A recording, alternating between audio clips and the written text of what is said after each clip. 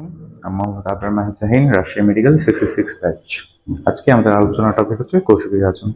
বায়োলজির মধ্যে জৈব বটানি মিলিয়ে মোটামুটি 24টা চ্যাপ্টার আছে। এই 24টা চ্যাপ্টারের মধ্যে এই চ্যাপ্টার অন্যতম সহজ চ্যাপ্টার। তাহলে শুরু করা যাক। সর্বপ্রথম আমাদের জানতে হবে যে কোষ জিনিসটা কি। কোষ কোষ হচ্ছে আমাদের জীবদেহ গঠনের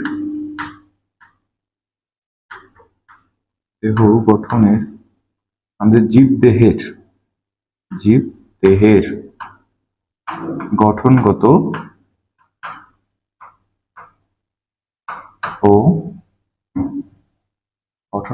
ও কার্যকরী একক।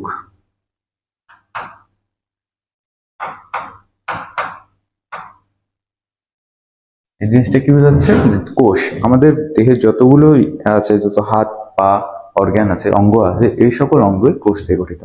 তাহলে কোষ দিয়ে আমাদের সম্পূর্ণ দেহ গঠিত। এই জন্য আমরা কোষকে কি বলি? জীবদেহের গঠনগত এবং কার্যকরী একক। তাহলে বিভাজন জিনিসটা কি? বিভাজন মানে বোঝায় বিভাজিত হওয়া।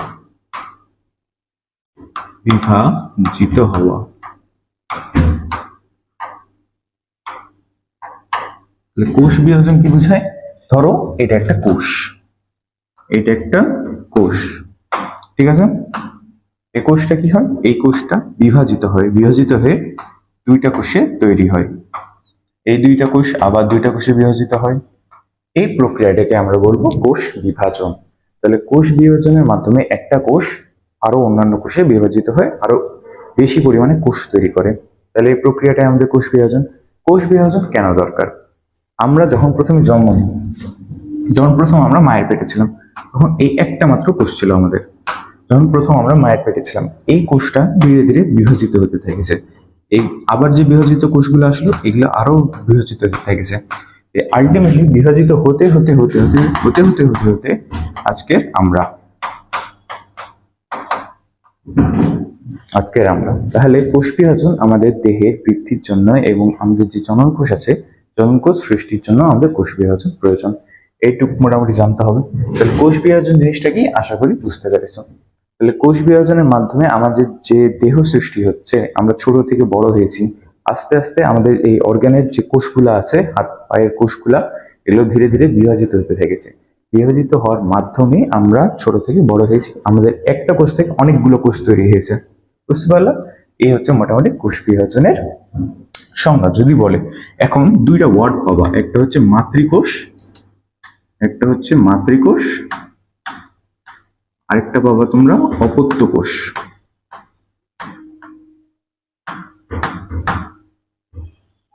এখন এই দুইটা জিনিস কি? সর্বপ্রথম সাপোজ এইটা হচ্ছে একটা কোষ, ঠিক আছে?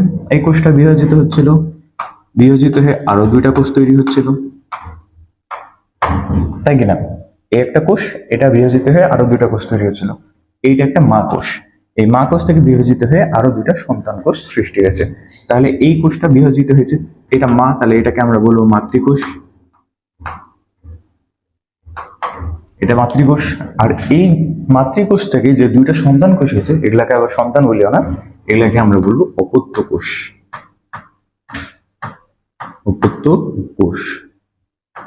অপত্য কোষ বা কি বলবো, ডটার সেল।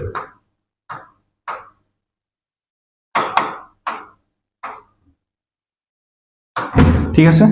তাহলে আশা করি কোষ বিভাজন জিনিসটা কি এটা বুঝতে পেরেছো। মাতৃকোষ এবং অপত্য কোষ এই দুইটা জিনিসই এটা বুঝতে পেরেছো। তাহলে পরবর্তী পেজে যাওয়া যাক। তোমাদের প্রথম প্যারার শেষের দিকে একটা ইনফরমেশন আছে যে বিজ্ঞানী ওয়াল্টার ফ্লেমিং 1882 সালে সর্বপ্রথম সামুদ্রিক স্যালামান্ডার কোষে কোষ বিভাজন লক্ষ্য করেন। তাহলে এখান থেকে তোমাদের কোশ্চেন আসবে কি যে সর্বপ্রথম কোষ বিভাজন কে লক্ষ্য করেন? Walter Fleming. কোথায় লক্ষ্য করেন? সামুদ্রিক স্যালামান্ডার। এখন বৈজ্ঞানিক নামটা আছে, বৈজ্ঞানিক নামটা আমাদের মনে রাখতে হবে। তো এত বড় বৈজ্ঞানিক নাম পড়া লাগবে না। এখানে কি মা আছে না, স্যালামান্ডারের মা আছে না, এখানে মনে রাখবো মা, মাকুলোসার মা। ঠিক আছে? তাহলে স্যালামান্ডারের মা এখানে আছে আর মাকুলোসার মা। ঠিক আছে? আরেকটা এখান থেকে দেখতে পারো যে লা আছে, এখানে স্যালামান্ডার, এখান থেকে আমরা একটু লো আছে। তো মোটামুটি যেহেতু বৈজ্ঞানিক নাম, তো এটা সর্বোচ্চ তোমাদের এমসিকিউ আসবে। এমসিকিউ আসলে মানে ওখানে অপশন আছে মানে তুমি এখান দিয়ে নাম মিলিয়ে নিবা। ঠিক আছে? এভাবে অ্যান্সার করতে হবে। তাহলে আমাদের ইনফরমেশনটা কি হলো? বিংকেরি ওয়াল্টার ফ্লেমিং সর্বপ্রথম 1882 সালে সামুদ্রিক স্যালামান্ডারের কোষ বিভাজন লক্ষ্য করেন। গেল। আর এটা বৈজ্ঞানিক নাম মাকুলুসা, মা স্যালামান্ডারের মা। ঠিক আছে, এবার দুইটা খুবই ইম্পর্টেন্ট টপিক, হ্যাপ্লয়েড এবং ডিপ্লয়েড। তোমরা সাধারণত হ্যাপ্লয়েড এবং ডিপ্লয়েড জিনিসটা অত ডিপলি বুঝো না, ইভেন আমি অতটা বুঝতাম না ডিপলি। তো হ্যাপ্লয়েড কি এবং ডিপ্লয়েড কি, সর্বপ্রথম জিনিসটাতে আসি। হ্যাপ্লয়েড বলতে বোঝায় এক সেট ক্রোমোজোম, এক সেট ক্রোমোজোম। ঠিক আছে, আর ডিপ্লয়েড জিনিসটা কি? ডিপ্লয়েড জিনিসটা তাহলে কি হচ্ছে?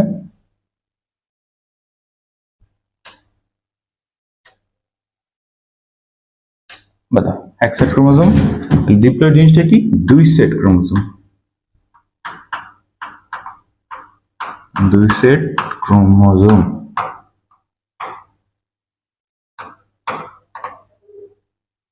তাহলে এটা দুই। ঠিক আছে, তাহলে হ্যাপ্লয়েড বলতে বোঝায় এক সেট ক্রোমোজোম, ডিপ্লয়েড বলতে বোঝায় দুই সেট ক্রোমোজোম। যখনই বায়োলজির যেখানেই ডাই দেখবা, ডাই মানে বুঝাবে তোমাদের দুই। ঠিক আছে, ঠিক আছে, তাহলে হ্যাপ্লয়েড বলতে বোঝায় এক সেট ক্রোমোজোম, ডিপ্লয়েড বলতে দুই সেট ক্রোমোজোম। এখন ক্রোমোজোম জিনিসটা কি? সাপোজ এটা একটা ক্রোমোজোম, ঠিক আছে, এটা একটা ক্রোমোজোম। ক্রোমোজোমের মধ্যে থাকে আমাদের ডিএনএ, ক্রোমোজোমে থাকে আমাদের ডিএনএ। আর ডিএনএ এর মধ্যে কি থাকে? ডিএনএ এর মধ্যে থাকে জিন। আশা করি তোমরা প্রায় সবাই জানো যে জিন কি করে। জিনের আমাদের বংশগত বৈশিষ্ট্য, অর্থাৎ তোমার বাবার, তোমার দাদার যত বৈশিষ্ট্য আছে, জিন সেগুলো আমাদের মধ্যে বহন করে। তাহলে ক্রোমোজোম আলটিমেটলি যে জিন বা ডিএনএ, এগুলো হচ্ছে আমাদের বৈশিষ্ট্য বহন করে। তাহলে আলটিমেটলি ক্রোমোজোম আমাদের সকল বৈশিষ্ট্যটা বহন করছে। তাহলে এখন এক্সের যে ক্রোমোজোম আছে, এই এক্সের ক্রোমোজোম তাহলে আমাদের কি করবে? এই ক্রোমোজোম গুলো আমাদের সকল প্রকার বৈশিষ্ট্য বহন করবে। সাপোজ এইটা হচ্ছে একটা কোষ, ঠিক আছে, এই কোষের মধ্যে অবশ্যই নির্দিষ্ট সংখ্যক ক্রোমোজোম থাকবে। ক্রোমোজোমের কাজ কি? ক্রোমোজোমের কাজ হচ্ছে বৈশিষ্ট্য বহন করা। এক্সের ক্রোমোজোম বলতে কি বোঝায়? সাপোজ ক্রোমোজোম সংখ্যা প্রত্যেক প্রাণীর মধ্যে নির্দিষ্ট পরিমাণে থাকে, ঠিক আছে, প্রত্যেক জীবের মধ্যে ক্রোমোজোম নির্দিষ্ট পরিমাণে থাকে, কারণ বৈশিষ্ট্য তো বহন করা লাগবে। সেক্ষেত্রে এক্সের ক্রোমোজোম জিনিসটা কি হবে? যে সাপোজ এইটা একটা হচ্ছে একটা কোষ, একটু বড় করে আঁকি, এইটা হচ্ছে একটা কোষ, ঠিক আছে, এই কোষের মধ্যে 5টা ক্রোমোজোম আছে, ঠিক আছে, অবশ্যই নির্দিষ্ট সংখ্যক ক্রোমোজোম থাকবে।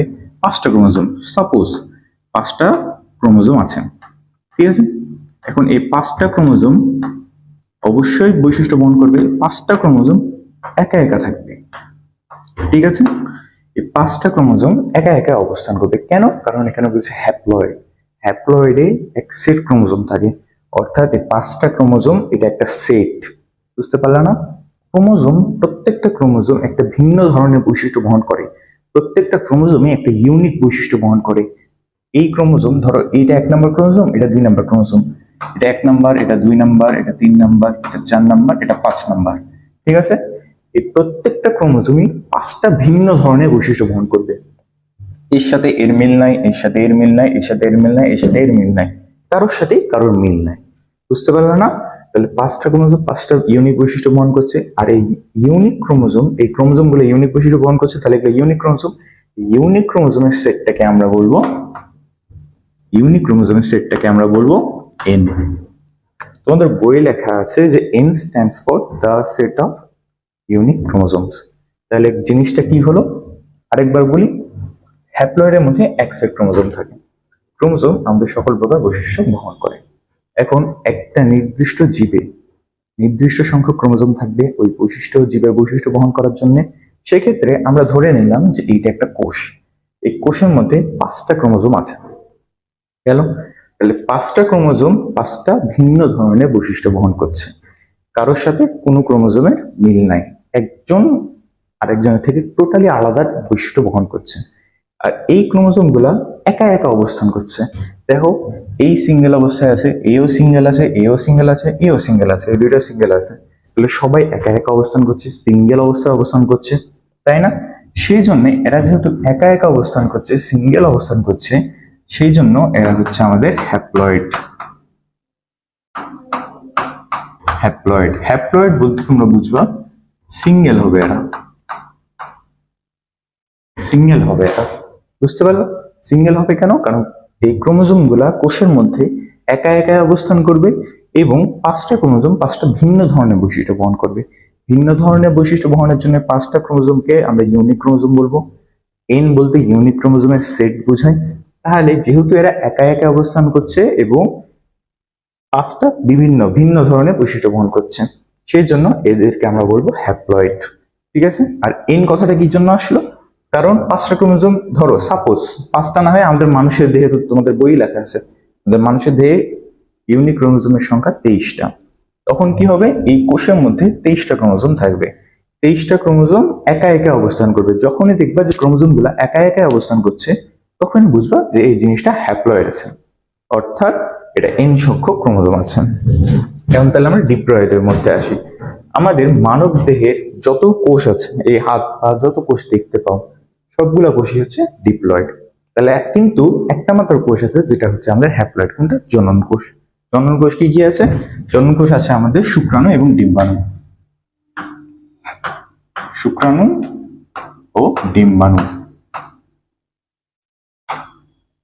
এই দুইটা হচ্ছে আমাদের হ্যাপ্লয়েড।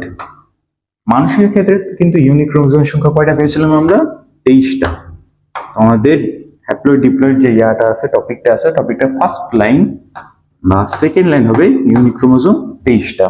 ঠিক আছে? অর্থাৎ আমাদের শুক্রাণু এবং ডিম্বাণুতে প্রত্যেকটাতে 23টা ক্রোমোজোম আছে।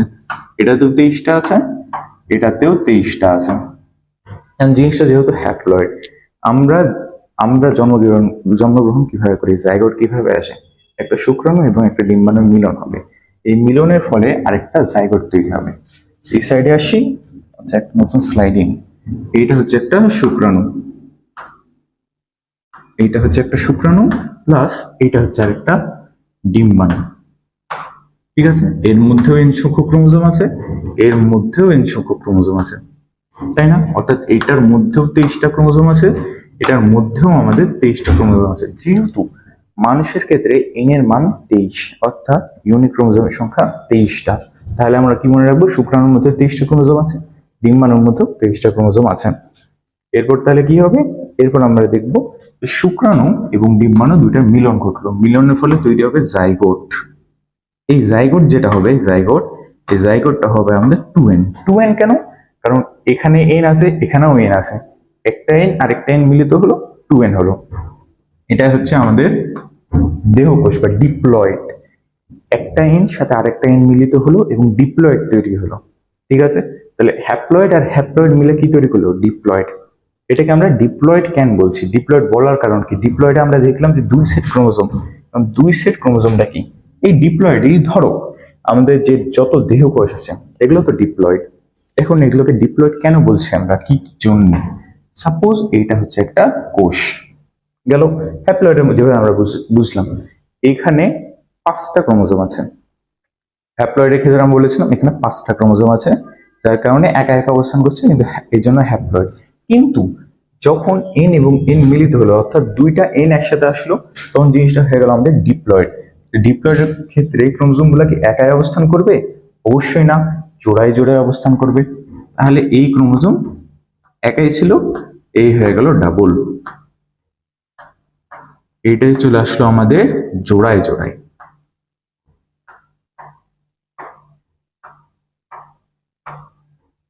এই আমাদের চলে আসলো জোড়ায় জোড়ায়।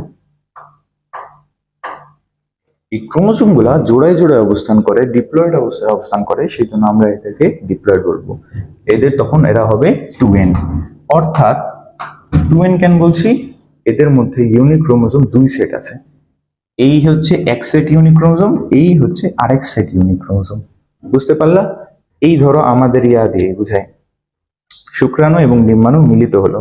এই শুক্রাণু এসছে আমাদের কোথা থেকে? পিতা থেকে। পিতা থেকে আসছে কয়টা ক্রোমোজোম? 23টা ক্রোমোজোম। মাতা থেকে কয়টা ক্রোমোজোম এসছে আমাদের? মাতা থেকে আসছে আমাদের 23টা ক্রোমোজোম। পিতা থেকে 23টা, মাতা থেকে 23টা। এখন এই 23টা ক্রোমোজোম আসছে, 23টা ক্রোমোজোম ধরো 1 2 3 4 5 6 7 8 9 10 23। ঠিক আছে? এখানেও 1 2 এরকম করে 23টা। এইখানে আমরা দেখব কি যে পিতা থেকে যে 23টা ক্রোমোজোম এসছে এবং মাতা থেকে যে 23টা ক্রোমোজোম এসছে, এই 23টা ক্রোমোজোমের মধ্যে মিল আছে। এই 1 নম্বরের সাথে এই 1 নম্বরে মিল আছে, এই 2 নম্বরের সাথে এই 2 নম্বরে মিল আছে, এখানকার 11 নম্বরের সাথে এখানকার 11 নম্বরে মিল আছে। অর্থাৎ শুরু থেকে শেষ পর্যন্ত প্রত্যেকটারই একে অপরের সাথে মিল আছে, এভাবে মিল আছে, এভাবে মিল আছে, এই 23-এর সাথে 23-এর মিল আছে। গেল। এখন যেহেতু এরা দুজনেই এন এবং একে অপরের সাথে মিল আছে, সেক্ষেত্রে এখানে কি দেব, একে অপরের সাথে মিল আছে, তাহলে অবশ্যই এরা জোড়ায় জোড়ায় অবস্থান করবে। তাহলে এই জোড়া একসাথে অবস্থান করলো, এই জোড়া একসাথে অবস্থান করলো। অর্থাৎ পিতার এই হচ্ছে পিতার 1 নম্বর ক্রোমোজোম, এটা হচ্ছে মাতার 1 নম্বর ক্রোমোজোম, এরা জোড়ায় জোড়ায় অবস্থান করবে। মাতার 10 নম্বর ক্রোমোজোম, পিতার 10 নম্বর ক্রোমোজোম, এরা জোড়ায় জোড়ায় অবস্থান করবে। জোড়ায় জোড়ায় অবস্থানের জন্য আমরা এদেরকে বলবো ডিপ্লয়েড বা 2n। যেহেতু আমরা দেখছিলাম যে মানুষের ক্ষেত্রে এন, যেটা এন এর মান কত ছিল 23, এখন এইটা হচ্ছে কি আমাদের 2n, তাহলে কয়টা হবে 46। সেই জন্য আমরা বলি যে মানুষের দেহে ক্রোমোজোমের সংখ্যা 46টা। অর্থাৎ আমাদের তো যত দেহকোষ আছে সকলেই তো ডিপ্লয়েড। ডিপ্লয়েড হওয়ার জন্য এদের যে ক্রোমোজোম সংখ্যা, এটা হচ্ছে এন এর মান তো নর্মাল 23, কিন্তু ডিপ্লয়েড যার কারণে এটা হবে 46। কিন্তু যখন তোমাদের কোশ্চেন আসবে যে মানব দেহে ইউনিক ক্রোমোজোমের সংখ্যা কত, তখন ইউনিক ক্রোমোজোম যখনই দেখবা তখনই বুঝবা সেটা এন বুঝে আছে, তখন সেটা অ্যান্সার কি 23। কিন্তু যখন কোশ্চেন আসবে যে মানুষের দেহে ক্রোমোজোমের সংখ্যা কত, প্রত্যেক কোষে ক্রোমোজোমের সংখ্যা কত, জাস্ট মনে রাখবা যে আমাদের প্রত্যেকটা কোষে ক্রোমোজোম গুলা জোড়ায় জোড়ায় অবস্থান করছে, সবাই জোড়ায় জোড়ায় অবস্থান করছে, অর্থাৎ এটা হবে 2n। নর্মালি এন এর মান হচ্ছে আমাদের 23, ঠিক আছে। ইউনিক ক্রোমোজোম এটা হচ্ছে আমাদের ইউনিক ক্রোমোজোম। কেন ইউনিক ক্রোমোজোম বলছিলাম, কারণ 23টা 23 ধরনের ক্রোমোজোম এবং 23 ধরনের বৈশিষ্ট্য বহন করে, সেই জন্য এটা একটা ইউনিক ক্রোমোজোম। ইউনিক ক্রোমোজোমের সেট, এটা মানুষের ক্ষেত্রে 23টা, ফলের মাছের ক্ষেত্রে 4টা। তাহলে আমরা কি মনে রাখবো যে এন কেন বলছি, ইউনিক ক্রোমোজোম কেন হচ্ছে, কারণ 23টা ক্রোমোজোম আছে, 23টা ক্রোমোজোম 23 ধরনের ভিন্ন বা ইউনিক বৈশিষ্ট্য বহন করছে, সেজন্য এটা হচ্ছে একটা ইউনিক ক্রোমোজোম। যখন পিতা থেকে এক সেট ইউনিক ক্রোমোজোম আসলো, মাতা থেকে আরেক সেট ইউনিক ক্রোমোজোম আসলো, ঠিক আছে, এই দুইটা ক্রোমোজোম যখন একসাথে অবস্থান করবে এবং জোড়ায় জোড়ায় অবস্থান করবে কোষের মধ্যে, তখন এটাকে আমরা বলবো ডিপ্লয়েড। আমাদের যত দেহকোষ আছে সকলে হচ্ছে ডিপ্লয়েড, এবং যত মানে আমাদের দেহের একমাত্র একটা কোষ যেটা হচ্ছে হ্যাপ্লয়েড, সেটা কি, সেটা হচ্ছে আমাদের জনন কোষ। গেল। আশা করি বুঝতে পারছো। তারপরে যদি বুঝতে না পারো কমেন্ট করে জানাতে পারো। গেল। তাহলে আমাদের পরের ইয়াতে চলে যায়। তাহলে আমরা দেখলাম যে হ্যাপ্লয়েড এবং ডিপ্লয়েড জিনিসটা কি। হ্যাপ্লয়েড এবং ডিপ্লয়েড বোঝা আসলে অনেক জরুরি, কারণ তোমাকে বুঝতে হবে যে কোথায় কোন ধরনের কোষ বিভাজন চলে, ঠিক আছে। যেমন মাইটোসিস দেহকোষে হয় অর্থাৎ ডিপ্লয়েড কোষে হয়, মায়োসিস হয় আমাদের জনন কোষে, জনন কোষ তৈরির জন্য মায়োসিস হয়, মাইটোসিস হয় আমাদের দেহকোষের জন্য, হ্যাপ্লয়েডের জন্য। এইখানে ডিপ্লয়েড হয়, এখানে হ্যাপ্লয়েড তৈরি হয়। এই জিনিসগুলো বোঝার জন্য তোমাদের হ্যাপ্লয়েড এবং ডিপ্লয়েড বোঝা লাগবে। তো আশা করি যতটুকু আলোচনা করলাম হ্যাপ্লয়েড এবং ডিপ্লয়েড নিয়ে বুঝতে পেরেছো, ঠিক আছে। এবার আসি আমরা কোষ বিভাজন পদ্ধতি।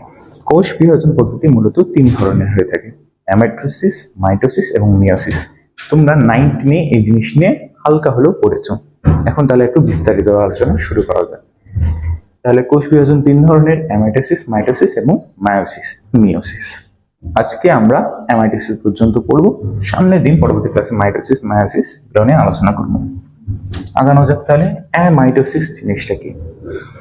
তোমরা বায়োলজির যেখানে দেখবা ঠিক আছে, এ বা এন, সেখানে দেখবা অ্যাবসেন্ট। অ্যাবসেন্ট মানে কি, এই জিনিসটা অনুপস্থিত। তাহলে এর আগে আমরা দেখেছিলাম একটা বিভাজন মাইটোসিস। মাইটোসিস এখানে অনুপস্থিত আছে, ঠিক আছে। অ্যামাইটোসিস কাদের ক্ষেত্রে হয়, যারা সাধারণত হয় এককোষী।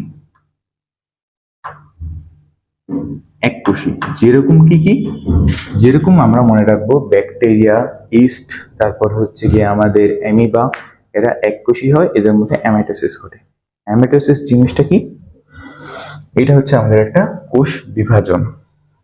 তাহলে অ্যামাইটোসিস জিনিসটা আমাদের কিভাবে হয়, যে কোষ বিভাজন প্রক্রিয়ায় যে কোষের নিউক্লিয়াস এবং সাইটোপ্লাজম কোনো প্রকার জটিলতা ছাড়াই সরাসরি বিভাজিত হয়ে দুইটা অবদ্ধ কোষ সৃষ্টি করে, সেই প্রক্রিয়াটাকে আমরা বলবো অ্যামাইটোসিস। তাহলে মানে আমরা কি বুঝলাম? মানে হচ্ছে অ্যাবসেন্ট, এবং মাইটোসিস তাহলে যে কোষ বিভাজন প্রক্রিয়া, মাইটোসিস অনুপস্থিত। সংজ্ঞা হিসেবে লিখিও না, জাস্ট বোঝার জন্য গেল। তাহলে চিত্র একে একটু বুঝতে যাই যে অ্যামাইটোসিস প্রক্রিয়াটা হয় কিভাবে। ঠিক আছে, তাহলে এইটা ধরো একটা কোষ, এটা হচ্ছে কোষের নিউক্লিয়াস, এটা হচ্ছে আমাদের কোষ, এটা হচ্ছে কোষের নিউক্লিয়াস। ঠিক আছে, নিউক্লিয়াসের মধ্যে আছে আমাদের ক্রোমোজোম বৈশিষ্ট্য বহন করে। এক্ষেত্রে কি করব আমরা? এই ক্ষেত্রে সর্বপ্রথম যেহেতু অ্যামাইটোসিস ঘটবে, এই কোষ বিভাজন প্রক্রিয়া কি হবে, যে নিউক্লিয়াস, এই চারপাশে আছে সাইটোপ্লাজম, এই পাশে আছে নিউক্লিয়াস। এখন এটা থেকে আমাদের দুইটা কোষ তৈরি হবে। দুইটা কোষ যদি সৃষ্টি হয়, দুইটা কোষ সৃষ্টির জন্য তো এখানে নিউক্লিয়াস আছে একটা, এই নিউক্লিয়াস থেকে দুই ভাগে বিভক্ত হতে হবে অবশ্যই। নিউক্লিয়াস দুই ভাগে বিভক্ত হওয়ার জন্য আমাদের কি হতে হবে, এটা দুইটা হওয়া লাগবে, অর্থাৎ রেপ্লিকেশন হওয়া লাগবে।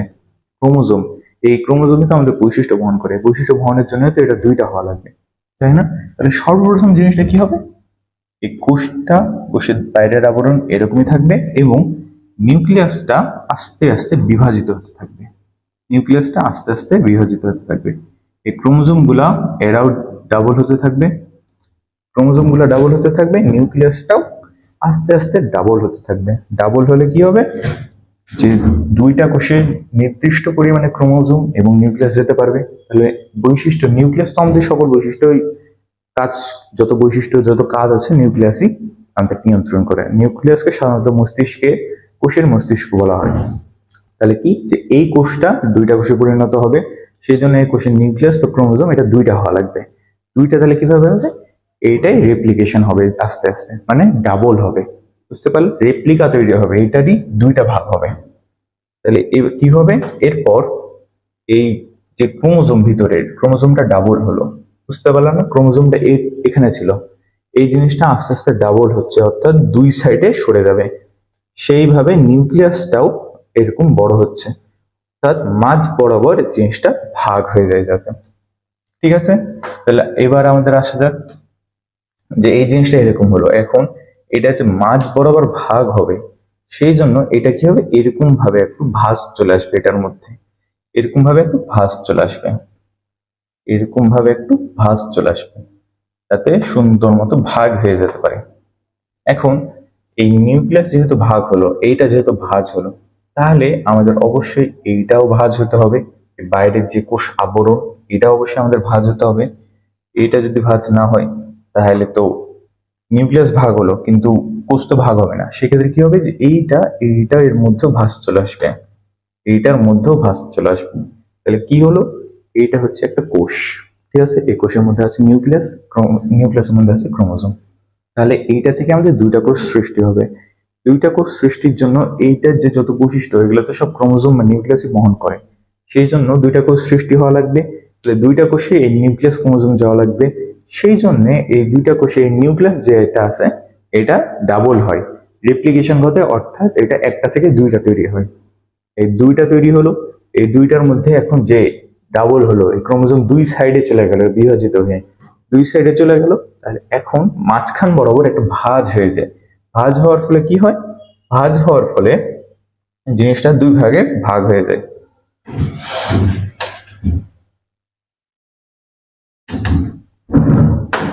ভাগ হওয়ার ফলে কি হয়, এই জিনিসটা দুইটা কোষে পরিণত হয়ে যায়, এরকম ভাবে দুইটা কোষে পরিণত হয়ে গেল।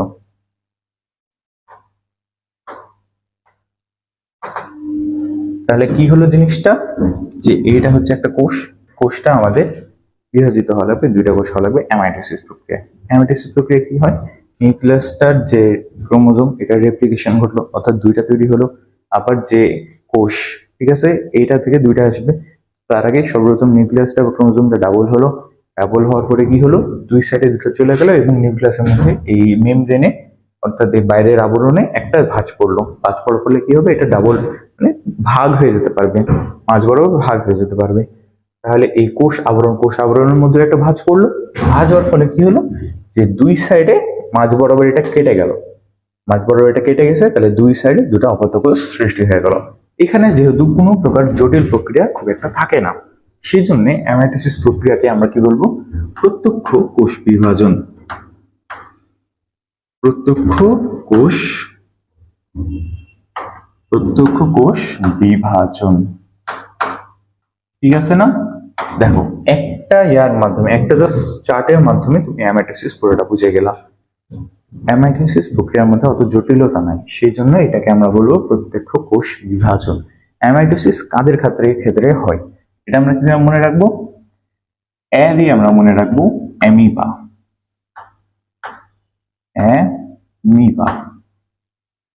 এই মায়ের আছে না, দিয়ে আমরা মনে রাখবো ইস্ট। তাহলে অ্যামিবা, ইস্ট গেল। আরেকটা কি আমাদের উদাহরণ? আরেকটা হচ্ছে আমাদের বি দিয়ে ব্যাকটেরিয়া।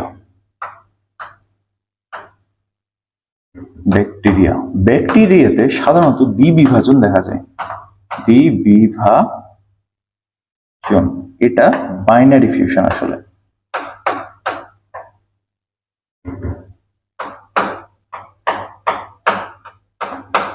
অর্থাৎ জিনিসটা কি, দ্বিবিভাজন জিনিসটা কি অনেকটা এইটার মতোই, অ্যামাইটোসিসের মতোই, যে মাঝ বরাবর ভাগ হয়ে যায় এবং দুইটা কোষের সৃষ্টি হয়। তাহলে অ্যামাইটোসিস কাদের মধ্যে দেখা যায়? অ্যামিবা, ইস্ট এবং ব্যাকটেরিয়া, এদের মধ্যে অ্যামাইটোসিস প্রক্রিয়া দেখা যায়। অ্যামাইটোসিস প্রক্রিয়া, তাহলে আমরা যদি সংজ্ঞা চাই তাহলে কি বলবো? যে কোষ বিভাজন প্রক্রিয়ায় এই কোষের নিউক্লিয়াস এবং সাইটোপ্লাজম কোনো প্রকার জটিলতা ছাড়াই সরাসরি দুই ভাগে বিভক্ত হয়ে দুইটি অপত্য কোষের সৃষ্টি করে, সেই কোষ বিভাজন প্রক্রিয়াকে আমরা বলবো অ্যামাইটোসিস। গেল? তাহলে এই গেল আমাদের অ্যামাইটোসিস। অ্যামাইটোসিস থেকে আমাদের কি জানতে হবে? কাদের মধ্যে অ্যামাইটোসিস ঘটে। গেল? বিজ্ঞানী স্ট্যাসবার্গার বলেছেন যে অ্যামাইটোসিস থেকেই সকল জটিল প্রক্রিয়া সৃষ্টি হয়েছে। অর্থাৎ আমরা যে বিভাজনগুলো দেখলাম না পরবর্তীতে, মাইটোসিস, মায়োসিস, অ্যামাইটোসিস থেকেই এগুলো এসছে আলটিমেটলি। বুঝতে পারলাম? এটাই বিজ্ঞানী স্ট্যাসবার্গার বলেছেন। আরেকটা অ্যামাইটোসিস থেকে আমাদের কি জানতে হবে? আরেকটা জানতে হবে যে সিঙ্গেল সেল প্রোটিন,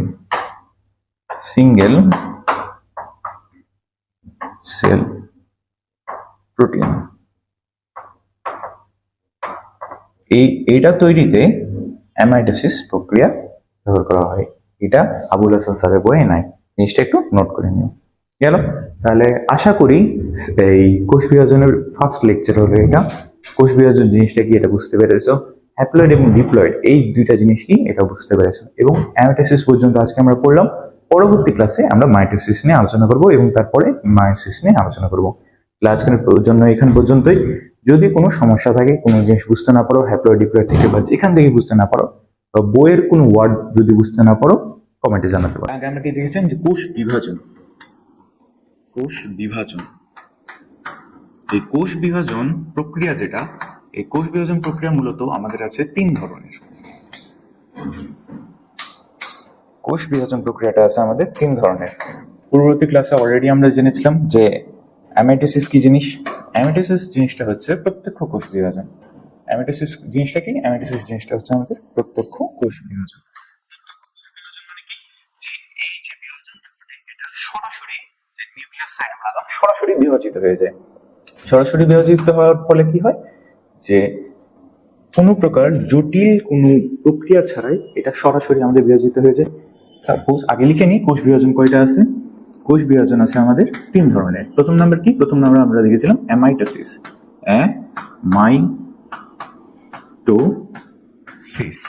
আমরা জাস্ট আগের লেকচারটা একবার রিভিউ করছি যাতে পড়াগুলো মনে চলে আসে। তাহলে প্রথম প্রক্রিয়া আমাদের কি ছিল? অ্যামাইটোসিস। দ্বিতীয় প্রক্রিয়া কি ছিল আমাদের? মাইটোসিস।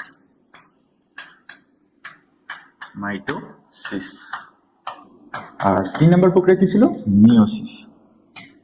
মিওসিস বা মায়োসিস, যেটা ইচ্ছে তোমরা বলতে পারো। জাস্ট ইংলিশের যে বানানটা সেটার উপর দিয়ে আসছে। মিওসিস বা কি আমাদের? মায়োসিস।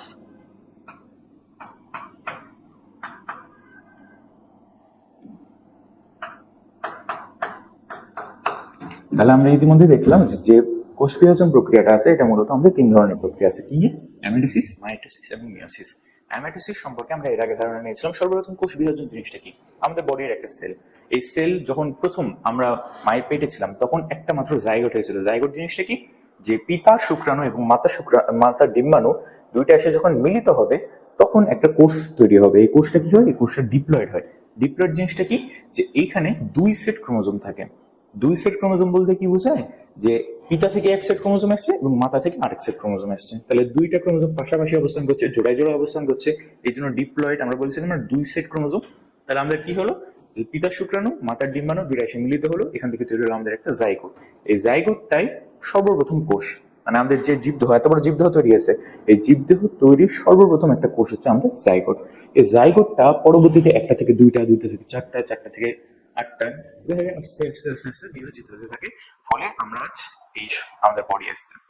তাহলে আমাদের যে কোষগুলা রীতিমতো প্রত্যেকদিন বৃদ্ধি পাচ্ছে, এই বৃদ্ধি পাওয়ার ফলে আমরা বড় হচ্ছি। তুমি ছোট ছিলা, সেই ছোট থেকে তুমি বড় হয়েছো, তাহলে তোমার কি হাত পায়ের কোষগুলা বিভাজিত হতে থেকেছে।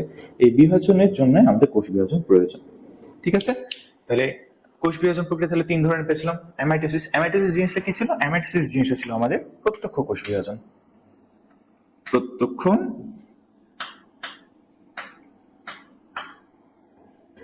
কোষ। জাস্ট 5টা মিনিট আমি এই আগের জিনিসগুলো রিভিউ করে দিচ্ছি যাতে তোমাদের জিনিসটা মনে চলে আসে। পরবর্তীতে আমরা আজকে মাইটোসিস জিনিসটা কি, মাইটোসিস সম্পর্কে ধারণা নিব এবং মাইটোসিসের পরবর্তী যে কয়েকটা ধাপ আছে সেই ধাপগুলো নিয়ে পড়বো। দেন তারপরে আমরা মিয়োসিস নিয়ে কথা বলবো। তাহলে অ্যামাইটোসিস জিনিসটা কি? জাস্ট একটা মিনিট একটু দেখে দিই। অ্যামাইটোসিস জিনিসটা কি? এটা একটা মাতৃকোষ। ঠিক আছে? এটা হচ্ছে মাতৃকোষের নিউক্লিয়াস। এখানে কি হয়? যে এই নিউক্লিয়াসটা বিভাজিত হয়ে যায়। নিউক্লিয়াসের ভিতর কি আছে আমাদের? অবশ্যই ক্রোমোজোম আছে। তাহলে কি হয়? যে এই নিউক্লিয়াসটা এরকম বিভাজিত হয়ে যায়। এই ক্রোমোজোমটা আলটিমেটলি কি হয়? রেপ্লিকেট হয়। রেপ্লিকেট মানে কি? ডাবল হয়ে যায়। ডাবল হয়ে দুই সাইডে দুইটা নিউক্লিয়াস তৈরি হচ্ছে, কারণ একটা কোষ থেকে তো দুইটা কোষ তৈরি হবে আমাদের। এখন দুইটা কোষ তৈরি হওয়ার জন্য যে ক্রোমোজোম তো আমাদের বৈশিষ্ট্য বহন করে। এখন এই ক্রোমোজোমটাকে তো দুইটা কোষে যাওয়া লাগবে, তাহলে তো না মায়ের বৈশিষ্ট্য বহন করবে, তাই না? তাহলে এই ক্রোমোজোমটা এটা ডাবল হচ্ছে আর কি, মানে ডিএনএ এখানকার যে এটা ডাবল হচ্ছে। ডাবল হওয়ার ফলে যে এই জিনিসটা কি? এই জিনিসটা আমাদের নিউক্লিয়াস। নিউক্লিয়াসটাও তো ডাবল হতে হবে, যার কারণে এই মাঝখান বরাবর একটা ভাঁজ চলে আসে। ঠিক আছে? এই ভাঁজ আসার ফলে কি হয়? যে এইটা তো ডাবল হচ্ছে, আবার মাঝ বরাবর ভাঁজ আসছে, মানে এই জিনিসটা দুইটা হয়ে যাবে। তাহলে জিনিসটা কি হলো? যে আবার এই জিনিসটা তো ভাঁজ হচ্ছে, তাই না? ওই জিনিসটা যেভাবে আমাদের ভাঁজ হচ্ছিল, নিউক্লিয়াসটাও ভাঁজ হচ্ছিল, আবার যে বাইরের যে আবরণটা আছে, এই কোষ আবরণটা, এই আবরণটা ভাঁজ হতে থাকে। আর এই জিনিসটা দেখো, ক্রোমোজোমটা আলটিমেটলি এইটা হচ্ছিল আমাদের মেন সেল। ঠিক আছে? এইখানে ছিল ক্রোমোজোম, এটা হচ্ছে তোর বাইরের নিউক্লিয়াস। এটা বাইরে দুই ভাগে রেপ্লিকেট হচ্ছিল, দুই সাইডে দুইটা যাবে, কারণ একটা থেকে দুইটা কোষ হবে। দুইটা কোষ তো মাতৃ কোষের যে বৈশিষ্ট্য সেটা বহন করবে অবশ্যই। তাহলে এই নিউক্লিয়াসটা উপরে যাচ্ছিল, এই মানে এই অংশটুকু উপরে যাচ্ছিল আর এই অংশটুকু নিচে আসছিল। তাহলে নিউক্লিয়াসটা আলটিমেটলি ভাগ হচ্ছে। এখন যে বাইরের কোষ আবরণ, এই নিউক্লিয়াসের বাইরে যে সাইটোপ্লাজম গুলো আছে, এই সাইটোপ্লাজম গুলো তো দুই সাইডে ভাগ হয়ে যাবে, সেই জন্য এটা দুই সাইডে ভাগ হলো। দেন এই ভাঁজটা কেন হয়? এটা মাঝ বরাবর কেটে যাবে তাই। এখন যদি আমরা পরবর্তী ধাপেই দেখি যে এই জিনিসটা, এটা একটা সেল তৈরি হয়ে গেল, এইটা আর একটা সেল তৈরি হয়ে গেল, যেখানে নিউক্লিয়াসও আছে, ক্রোমোজোমও আছে। তাহলে আলটিমেটলি জিনিসটা কি হলো? যে এটা একটা মাতৃকোষ থেকে যে ক্রোমোজোমটা আছে, মাতৃকোষের ভিতরে যে নিউক্লিয়াসটা আছে ক্রোমোজোম, সেই ক্রোমোজোমটা ডাবল হচ্ছে। এখন নিউক্লিয়াসটা মাঝ বরাবর ভাঁজ চলে আসে। ভাঁজ মানে কি? এটা মাঝ বরাবর কেটে যাবে। মাঝ বরাবর এই জিনিসটা কেটে যাবে। কেটে যদি যায় তাহলে এই দুইটা ক্রোমোজোম দুই সাইডে চলে গেল। ঠিক আছে? তাহলে নিউক্লিয়াসটা ভাঁজ আসছে, আবার যে কোষটা, এই কোষটা আলটিমেটলি ভাঁজ হয়ে যাচ্ছে। ভাঁজ হয়ে যাওয়ার ফলে কি? মাঝ বরাবর সুন্দর মতো কেটে গেল, এখান থেকে দুইটা কোষ তৈরি হয়ে গেল। তাহলে কোনো প্রকার জটিলতা ছাড়াই এই অ্যামাইটোসিস প্রক্রিয়া হয়। সেই জন্য আমরা অ্যামাইটোসিসকে বলবো কি? প্রত্যক্ষ কোষ বিভাজন। অ্যামাইটোসিস আমরা কার মধ্যে দেখতে পাই? কিভাবে আমরা মনে রাখবো? ব্যাকটেরিয়া, ইস্ট, আর একটা কি? অ্যামিবা। ব্যাকটেরিয়ার মধ্যে সাধারণত যেটা দেখা যায় সেটা হচ্ছে আমাদের দ্বিবিভাজন বা বাইনারি ফিশন। এটা অনেকটা অ্যামাইটোসিসের মতো, মানে একটা থেকে দুইটা তৈরি হয়ে যায়, এরকম আলটিমেটলি ভাগ হয়। তাহলে উদাহরণটা আমাদের কিভাবে মনে রাখবো? অ্যামাইটোসিস নামের মধ্যে আমাদের উদাহরণ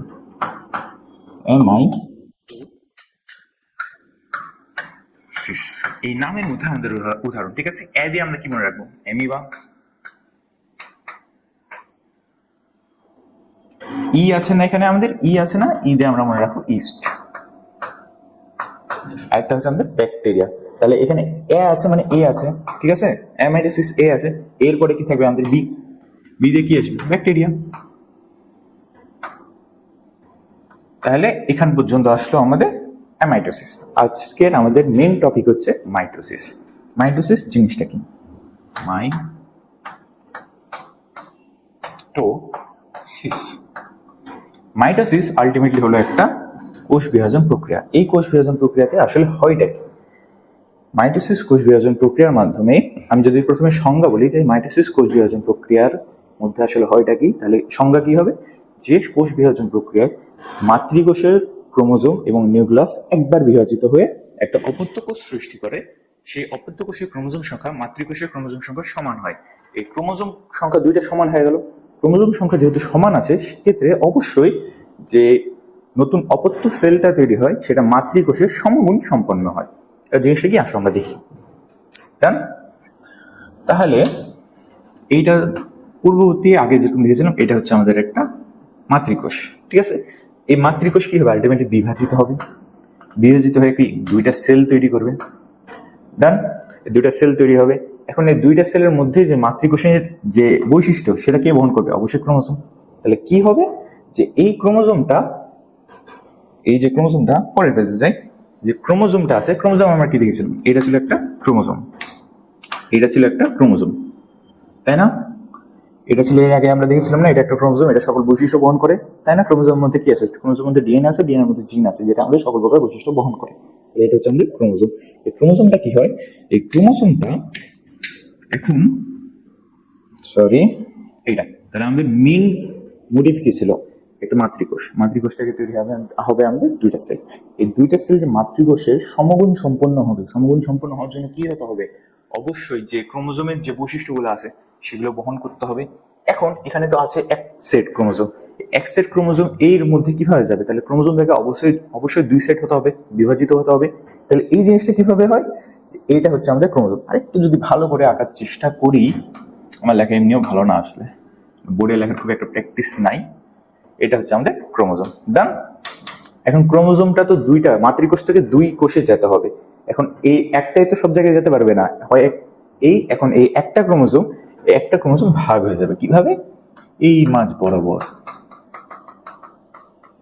এই মাঝ বরাবর সুন্দর মতো ভাগ হয়ে যাবে, মাঝ বরাবর সুন্দর মতো ভাগ হয়ে যাবে।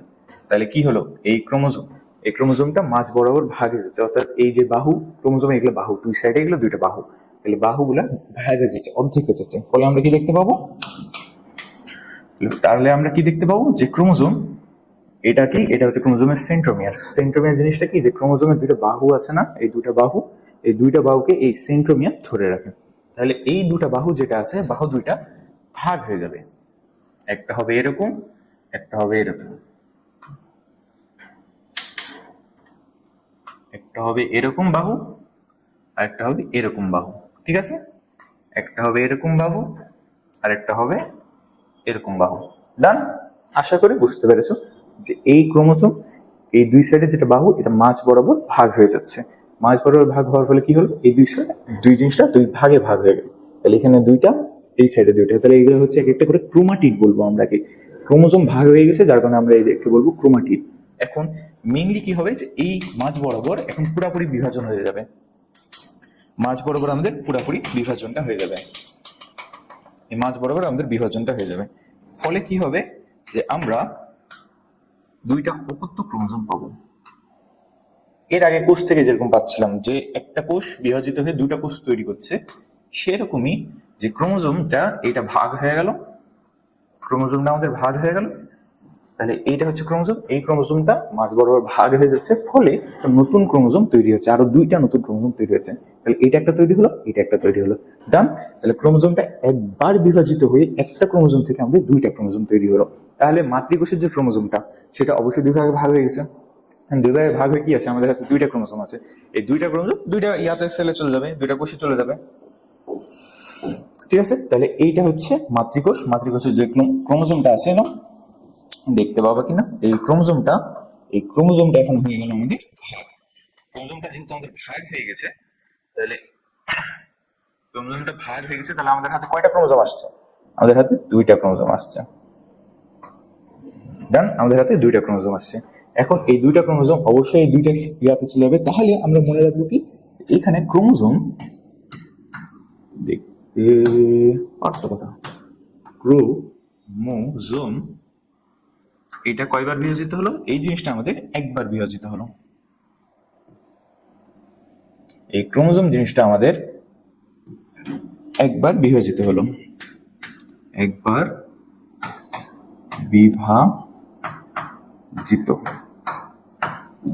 যদি দেখতে না পাও আমার কথা শোনো, সে অনুযায়ী নোট করো, ঠিক আছে?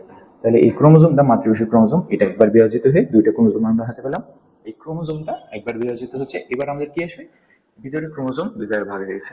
এখন যে নিউক্লিয়াস, নিউক্লিয়াসটাও তো ভাগ হয়ে দুইটা সেলে যেতে হবে, এই সেলেও যাবে, এই সেলেও হাফ যাবে।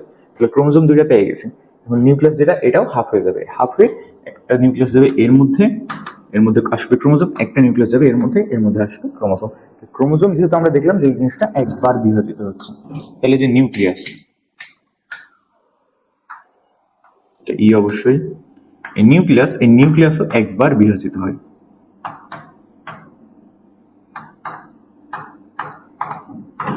ডান।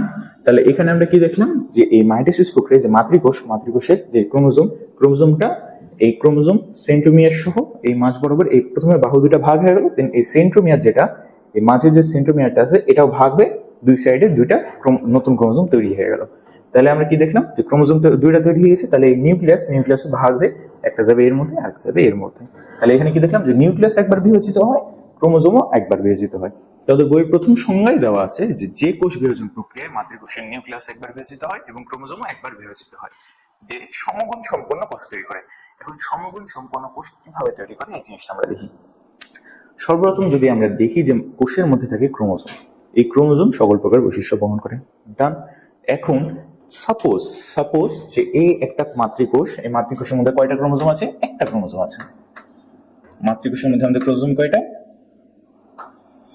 মাতৃকোষের মধ্যে আমাদের ক্রোমোজোম আছে একটা, ঠিক আছে? তাহলে এই একটা ক্রোমোজোম কি হচ্ছে? এই একটা ক্রোমোজোম ভাগ হয়ে দুইটা ক্রোমোজোম তৈরি হচ্ছে। তাহলে এই দুইটা ক্রোমোজোম একটা গেল এর মধ্যে, এখানে তাহলে ক্রোমোজোম কয়টা হলো আমাদের? এখানেও একটা ক্রোমোজোম আসলো, এখানেও আমাদের একটা ক্রোমোজোম আসলো। ডান। তাহলে এখানেও ছিল একটা ক্রোমোজোম, এখানেও গেল একটা ক্রোমোজোম, এখানেও গেল একটা ক্রোমোজোম। তাহলে মাতৃকোষে একটা ছিল, এই দুইটাতেও একটা করেই আছে। তাহলে জিনিসটা কি যে মাতৃকোষের ক্রোমোজোম সংখ্যা এবং অপত্য কোষের ক্রোমোজোম সংখ্যা দুইটাই সমান হয়, ঠিক আছে না? তাহলে মাইটোসিস প্রক্রিয়া হয়টা কি? যে নিউক্লিয়াস একবার বিভাজিত হয়, ক্রোমোজোমও আমাদের একবার বিভাজিত হলো। একবার বিভাজনের মাধ্যমে যে মাতৃকোষের ক্রোমোজোম সংখ্যা এবং অপত্য কোষের ক্রোমোজোম সংখ্যা, অপত্য কোষ দুইটা তৈরি হলো, এই দুইটা ক্রোমোজোম সংখ্যা সমান থাকে। আবার যদি দেখি যে এখানে আমি একটা ক্রোমোজোম না বলে যদি বলি আমাদের মানব দেহ আমাদের প্রত্যেকটাই যে কোষ, এই কোষগুলো কি হয়? ডিপ্লয়েড হয়। ডিপ্লয়েড কেন? কারণ পিতা থেকে আসে এক সেট ক্রোমোজোম, মাতা থেকে আসে এক সেট ক্রোমোজোম। দুই সেট ক্রোমোজোম যখন একসাথে অবস্থান করছে তখন সেটাকে আমরা বলবো ডিপ্লয়েড। তাহলে আমাদের যত বডি সেল আছে, এই বডি সেল একমাত্র জনন কোষ হচ্ছে আমাদের হ্যাপ্লয়েড। বাকি যত বডি সেল আছে, বডি সেলে আমাদের কয়টা করে ক্রোমোজোম আছে? 46টা করে। কিভাবে 46টা করে? মানুষের ইউনিক ক্রোমোজোম অর্থাৎ এন যেটা, এন এর মান কিন্তু 23। ডান। পিতার যে এন এর মান 23 অর্থাৎ যে হ্যাপ্লয়েড সেলগুলা এগুলা 23টা, ঠিক আছে? পিতা থেকে আসছে একটা হ্যাপ্লয়েড সেল, সেটা কি শুক্রাণু। মাথা থেকে আসছে আরেকটা হ্যাপ্লয়েড সেল, সেটা কি ডিম্বাণু। তাহলে এই 23, এখানে পিতা শুক্রাণুতে 23টা ক্রোমোজোম আছে, মাতা শুক্রাণুতে 23টা ক্রোমোজোম আছে। দুইটা ক্রোমোজোম যখন দুইটা সেল যখন একসাথে মিলিত হলো, যে জাইগোটটা আসলো, অর্থাৎ আমাদের যে সর্বপ্রথম যে কোষটা আসছে, এই কোষটা হয় আমাদের জাইগোট। জাইগোটটা তাহলে কি হয়? 23টা 46টা, অর্থাৎ 2n আছে, দুই সেট ক্রোমোজোম আছে। তাহলে আমাদের প্রথম যে বডি সেল সেটা কি? 2n মানে 46টা। তাহলে এইটা যদি আমাদের বডি সেল ধরি তাহলে এখানে কয়টা ক্রোমোজোম থাকবে? অবশ্যই 46টা, ঠিক আছে? তাহলে এইখানে আছে আমাদের 46টা কোষ। এইরকম যে কোষগুলো আছে এইখানে ধরো 46টা কোষ, সরি এখানে আছে আমাদের 46টা কোষ, ঠিক আছে? এই 46টা কোষ কি হয়? এরকম প্রত্যেকটা ক্রোমোজোম, এগুলো হচ্ছে আমাদের 46টা ক্রোমোজোম, এখানেও আছে 46টা ক্রোমোজোম। এই 46টা ক্রোমোজোম কি হয়? মাঝ বরাবর প্রত্যেকটারই মাঝ বরাবর ভাগ হয়ে যায়। ফলে এখানে যে 46টা ক্রোমোজোম, এখানে তাহলে দুইটা করে তৈরি হচ্ছে, তাহলে 46 কত হয়? 92টা ক্রোমোজোম। আমি যদি ম্যাথ ভুল না করি তাহলে 92টাই ক্রোমোজোম হচ্ছে। তাহলে কি মাতৃকোষে ছিল আমাদের 46টা ক্রোমোজোম, এই 46টা ক্রোমোজোম যখন ভাগ হয়ে যাচ্ছে, একটা থেকে তো দুইটা হবে, তাহলে 46টা থেকে কয়টা হবে? 92টা হবে, 92টা তৈরি হচ্ছে। তাহলে এইটা হচ্ছে 46টা, এইটা হচ্ছে আমাদের 46টা। তাহলে 92টা তৈরি হচ্ছে। এখন এই 92টা তৈরি হলো, এটা হাফ হয়ে যাবে, হাফ যাবে এর মধ্যে, হাফ যাবে এর মধ্যে। এখানে তাহলে আমরা কয়টা দেখবো? এখানে আমরা দেখবো 46টা, এখানে আমরা দেখবো 46টা। ডান। আশা করি বুঝতে পারছো যে এই একটা হচ্ছে আমাদের মাতৃকোষ, মাতৃকোষ থেকে দুইটা কোষ তৈরি হবে, দুইটা কোষের ক্রোমোজোম সংখ্যা, অর্থাৎ এই ক্রোমোজোমের সংখ্যা মাতৃকোষের, এটা মাতৃকোষের ক্রোমোজোম, এই মাতৃকোষের ক্রোমোজোম সংখ্যা অপত্য দুইটা ক্রোমোজোম সংখ্যার সমান হবে। কেন সমান হবে? কারণ ক্রোমোজোমটা দুই ভাগে ভাগ হয়ে যাচ্ছে, ভাগ হয়ে যাওয়ার ফলে যে দুইটা ক্রোমোজোম তৈরি হচ্ছে, দুইটা দুই কোষে চলে যাবে। তাহলে আশা করি বুঝতে পেরেছো। তাহলে মাইটোসিস যে প্রক্রিয়াটা, এটা যদি সংজ্ঞা দিতে বলে তোমাকে, তাহলে কি সংজ্ঞা দিবা?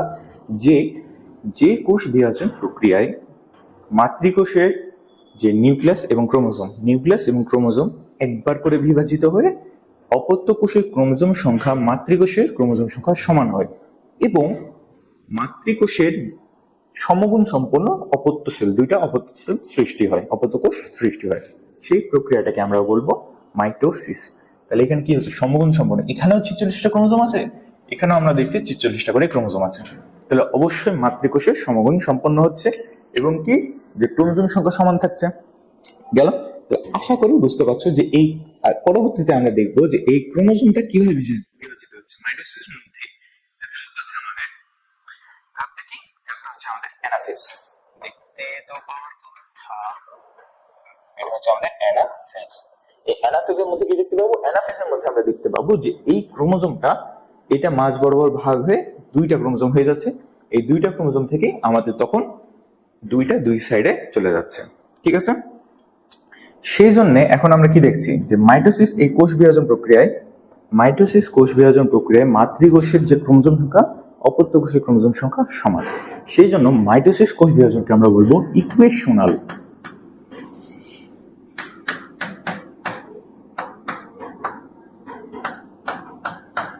Equational cell division.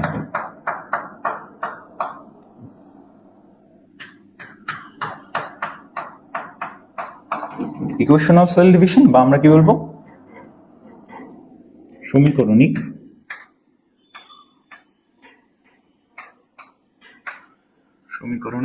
কোষ বিভাজন।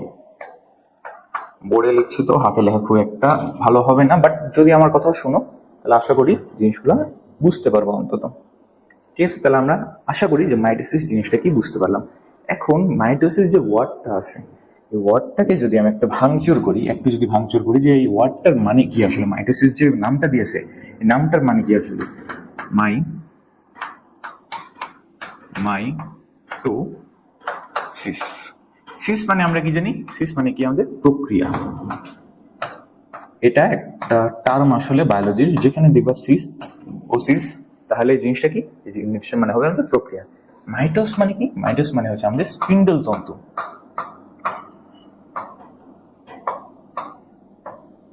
এখন বলবো যে ভাই, এর আগে তো আমরা দেখলাম যে এখানে নিউক্লিয়াস বিভাজিত হচ্ছে, ক্রোমোজোম বিভাজিত হচ্ছে।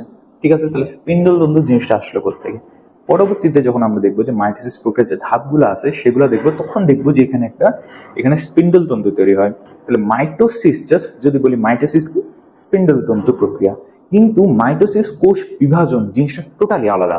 মাইটোসিস কোষ বিভাজন, এর আগে আমরা যেটা বললাম যে একটা মাতৃকোষ থেকে দুইটা অপত্য কোষ সৃষ্টি হবে, যাদের ক্রোমোজোম সংখ্যা সমান হবে, নিউক্লিয়াস একবার বিভাজিত হবে, ক্রোমোজোম আরেকবার বিভাজিত হবে। ঠিক আছে? একবার করে বিভাজিত হবে।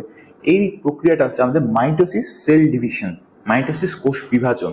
বাট শুধু মাইটোসিস যদি আমরা ভাগ করি, সেখানে মাইটোসিস মানে স্পিন্ডল তন্তু, মাইটোস মানে স্পিন্ডল তন্তু, ওসিস বা সিস যেটা, এইটাকে আমরা বলি প্রক্রিয়া। তাহলে আশা করি বুঝতে পারছো। যদি এই জিনিসটা না বুঝে খুব একটা লাগবে না, মেন এই জিনিসটা তোমাদের বোঝা লাগবে যে এই মাইটোসিস প্রক্রিয়াটা আসলে কি জিনিস। গেল? তাহলে আশা করি তোমরা এই জিনিসটা বুঝতে পারছো। তাহলে কি হলো? 46টা হলো, 92টা তৈরি হয়েছিল, এক সেট গেল এই মধ্যে, অর্থাৎ এই 46টা গেল এর মধ্যে, 46টা গেল এর মধ্যে। তাহলে এখানে যেহেতু 46টা ক্রোমোজোম আছে, তাহলে এটা কি ডিপ্লয়েড না? অর্থাৎ এর মধ্যে দুইটা সেট আছে, এর মধ্যে কি দুই সেট ক্রোমোজোম আছে। ঠিক আছে? অর্থাৎ ক্রোমোজোম গুলো কি জোড়ায় অবস্থান করে, দুই সেট ক্রোমোজোম আছে। এটাও কি 2n, এটাও কি 2n। ডান। এই মাইটোসিস প্রক্রিয়া সাধারণত এই যে কোষে হয়, অর্থাৎ যদি দেখি যে মাইটোসিস প্রক্রিয়া যে কোষে হয়, মাইটোসিস প্রক্রিয়া যে কোষে হয়, ধরো একটা ডিপ্লয়েড সেল, এটা একটা ডিপ্লয়েড সেল, ডিপ্লয়েড সেলে মাইটোসিস তৈরি হলো, দুইটা কোষ তৈরি হলো, ঠিক আছে, এই দুইটা কোষ 2n হবে, ঠিক আছে। মাইটোসিস প্রক্রিয়ার মাধ্যমে 2n থেকে 2n তৈরি হয়। আবার যদি আমরা বলি 3n থেকে, 3n থেকে কি হবে, 3n থেকে আমাদের 3n হবে, অর্থাৎ জয় সেট ক্রোমোজোম থাকে তো ওই সেটই তৈরি হবে আবার। সেই জন্য এই মাইটোসিস প্রক্রিয়াকে আমরা বলি ইকুয়েশনাল সেল ডিভিশন। না, তাহলে আশা করি তোমরা জিনিসটা মোটামুটি বুঝতে পেরেছো যে মাইটোসিস প্রক্রিয়াটা আসলে কি জিনিস এবং এর মধ্যে হয়টা কি। তাহলে আর পরবর্তীতে এবার দেখি যে মাইটোসিস প্রক্রিয়া আসলে কয়টা ধাপ হয় বা কি হয়, ঠিক আছে। তাহলে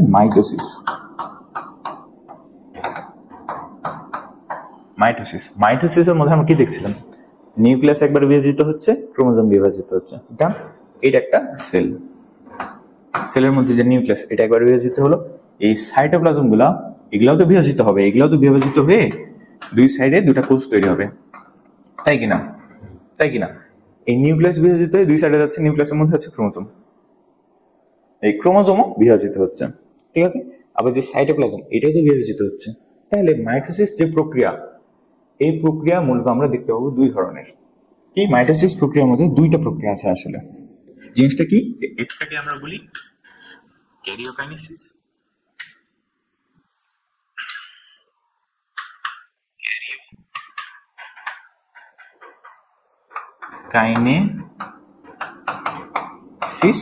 আরেকটা প্রক্রিয়া যেটা আছে সেটাকে আমরা বলবো সাইটোকাইনেসিস।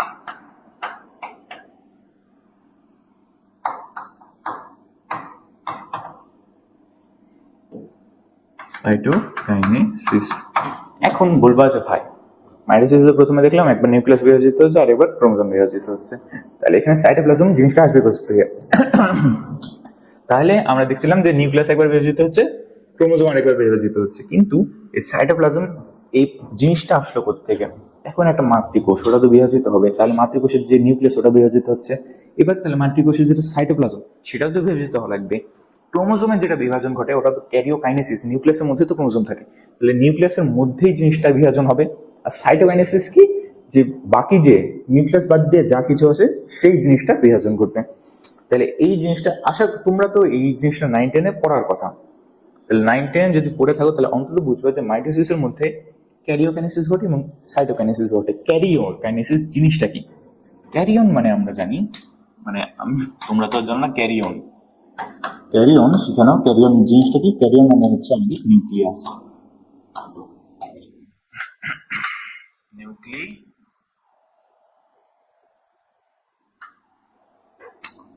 নিউক্লিয়াস বানান বলে বাংলা বানান বলে ভুলে গেছি। আচ্ছা সরি, নিউক্লিয়াস মানে এমন একটা অবস্থা হয়েছে বাংলা বানান বলে ভুলে যায় ভাই, ইংলিশটা আবার মনে থাকে।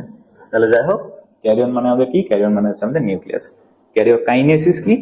সিস মানে কি আমরা কি জেনেছিলাম? প্রক্রিয়া। তাহলে ক্যারিওকাইনেসিস কি? নিউক্লিয়াসের বিভাজন। নিউক্লিয়াসের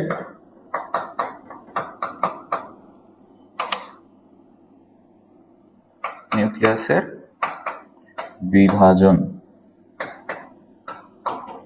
একইভাবে যদি আমরা দেখি সাইটোকাইনেসিস কি? সাইটোকাইনেসিস মানে কি? সাইটোপ্লাজম বিভাজন। তাহলে কি? সাইটোপ্লাজমের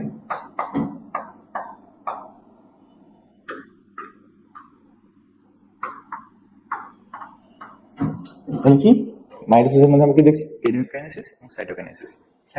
ক্যারিওকাইনেসিস কি? ক্যারিয়ন অর্থ হচ্ছে আমাদের নিউক্লিয়াস। নিউক্লিয়াস কি?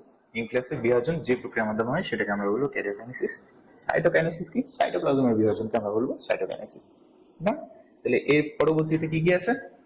যে এখন মাইটোসিসের মধ্যে এই দুইটা জিনিস আমরা দেখতে পেলাম।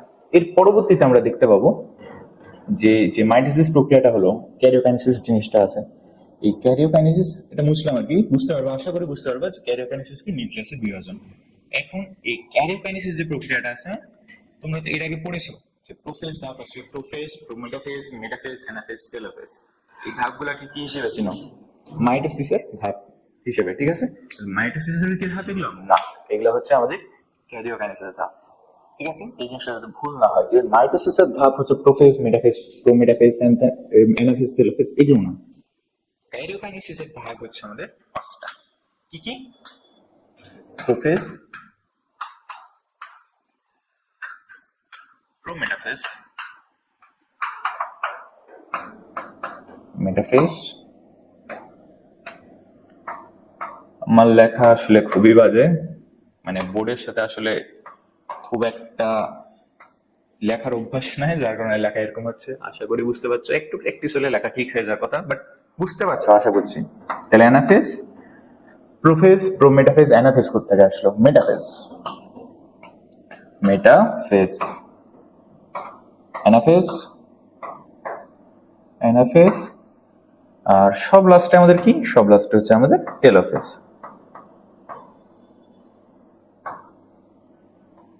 ঠিক আছে, তাহলে এই কয়েকটা যে 5টা ধাপ আছে, এই 5টা ধাপ মূলত ক্যারিওকাইনেসিসের ধাপ, মাইটোসিসের ধাপ। আজকে তাহলে এখান পর্যন্ত আশা করি বুঝতে পারছো যে জিনিসগুলো কি। তাহলে মাইটোসিসের মধ্যে 2টা ধাপ দেখতে পাচ্ছি, ক্যারিওকাইনেসিস, সাইটোকাইনেসিস। এর আগে যদি আমরা দেখি যে মাইটোসিস জিনিসটা কি, মাইটোসিস জিনিসটা হচ্ছে আমাদের একবার জাস্ট রিভিউ করছি। মাইটোসিস জিনিসটা কি? নিউক্লিয়াস একবার বিভাজিত হবে, ক্রোমোজোম একবার বিভাজিত হবে। এই একবার বিভাজনের ফলে কি হয়? মাতৃকোষের যে ক্রোমোজোম সংখ্যা এবং অপত্য কোষ দুইটা তৈরি হচ্ছে, অপত্য কোষের ক্রোমোজোম সংখ্যা মাতৃকোষের ক্রোমোজোম সংখ্যার সমান হয়। কিভাবে সমান হয়? যেটা ধরো মাতৃকোষের একটা ক্রোমোজোম, এই ক্রোমোজোমটা মাঝ বরাবর, একটা ক্রোমোজোম থেকে কিন্তু 2টা ক্রোমোজোম তৈরি হচ্ছে। তাহলে কোষের মধ্যে যদি 46টা ক্রোমোজোম থাকে, এই 46টা ক্রোমোজোম বিভাজিত হয়ে কয়টা ক্রোমোজোম তৈরি করবে? 92টা। 92টা ক্রোমোজোম তৈরি হবে, অর্থাৎ মানে 46টা ক্রোমোজোম তৈরি হচ্ছে, 2টা তৈরি হচ্ছে, সেট তৈরি হচ্ছে। তাহলে এই 46টা ক্রোমোজোম গেল এর মধ্যে, এই 46টা ক্রোমোজোম গেল এর মধ্যে। তাহলে এখানে 46টা ছিল, এখানে 46টা, এখানে 46টা, সমগুণ সম্পন্ন হচ্ছে। সেই জন্য মাইটোসিসকে আমরা কি বলবো? সমীকরণিক কোষ বিভাজন বা ইকুয়েশনাল সেল ডিভিশন। এর পরবর্তী যদি আমরা দেখি যে মাইটোসিস প্রক্রিয়ার মধ্যে আসলে প্রক্রিয়াটা মেইন, মাইটোসিস যে প্রক্রিয়া, এটা 2টা জিনিস আছে। কি কি? একটা হচ্ছে আমাদের ক্যারিওকাইনেসিস, আর একটা হচ্ছে আমাদের সাইটোকাইনেসিস। ক্যারিওকাইনেসিস জিনিসটা কি হচ্ছে? নিউক্লিয়াসের বিভাজন। ক্যারিয়ন মানে আমরা কি দেখছিলাম? নিউক্লিয়াস। ক্যারিওকাইনেসিস জিনিসটা কি তাহলে? নিউক্লিয়াসের বিভাজন। আর সাইটোকাইনেসিস জিনিসটা কি? সাইটোপ্লাজমের বিভাজন। না, তাহলে প্রোফেজ যে জিনিসটা, ক্যারিওকাইনেসিস যে প্রক্রিয়াটা আছে, এর মধ্যে 5টা ধাপ আছে। কি কি? Prophase, prometaphase, metaphase, anaphase, telophase.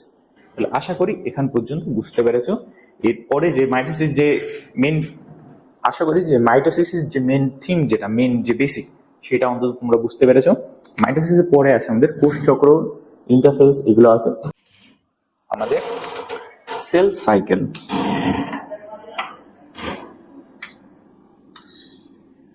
Cell cycle বাকি, সেল সাইকেল বাকি, কোষ চক্র বা কোষ।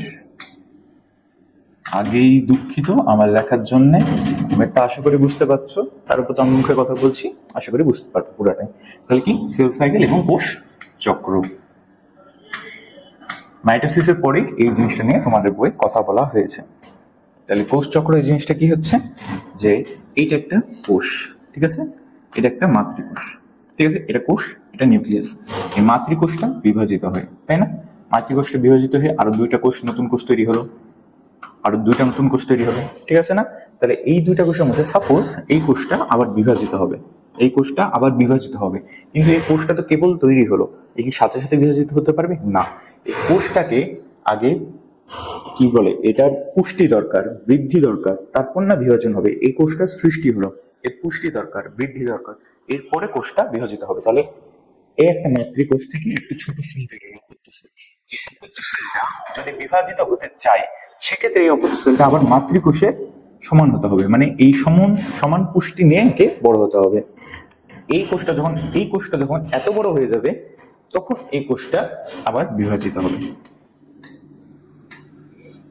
আবার বিভাজিত হয়ে গেল, তাই না? দিয়ে আবার যদি বলি যে এই কোষ থেকে এই কোষ আসলো, এই কোষ থেকে এখন এই কোষটা বড় হলো, এই বড় কোষটা আবার বিভাজিত হলো, আবার বিভাজিত হওয়ার পর এই কোষটা, নতুন যে কোষ, এটা ধরো আবার বিভাজিত হবে। তাহলে এইটা কি? আবার আবার বিভাজনের জন্য এটা কি হতে হবে? বড় কোষ, মানে এই সমগুণ সম্পূর্ণ পুষ্টি নিয়ে বৃদ্ধি হতে হবে, বড় হবে, তাই না? তাহলে এ আবার বড় হলো, দেন কি হলো? এ আবার বিভাজন ঘটলো। তো আলটিমেটলি যে বিভাজনটা ঘটতে থাকে, এই প্রক্রিয়ার মাধ্যমে চলতে থাকে এক করে বিভাজন। যে একটা মাতৃকোষ, এখান থেকে তৈরি হলো একটা 2টা অপত্য কোষ, এই অপত্য কোষটা আবার বড় হলো, সৃষ্টি হয়েছে, সৃষ্টি হয়ে কি এর বৃদ্ধি ঘটেছে, বৃদ্ধি হওয়ার পরে আবার বিভাজন হলো, এই বিভাজনে এই কোষটা নতুন কোষ তৈরি হলো, নতুন কোষটা আবার সৃষ্টি হয়েছে, এই সৃষ্টি হয়েছে, সৃষ্টি হয়ে আবার বৃদ্ধি হবে, বিভাজন হবে, আবার বিভাজনে এরকম হলো। আলটিমেটলি এটা একটা চক্রের মতো হচ্ছে না?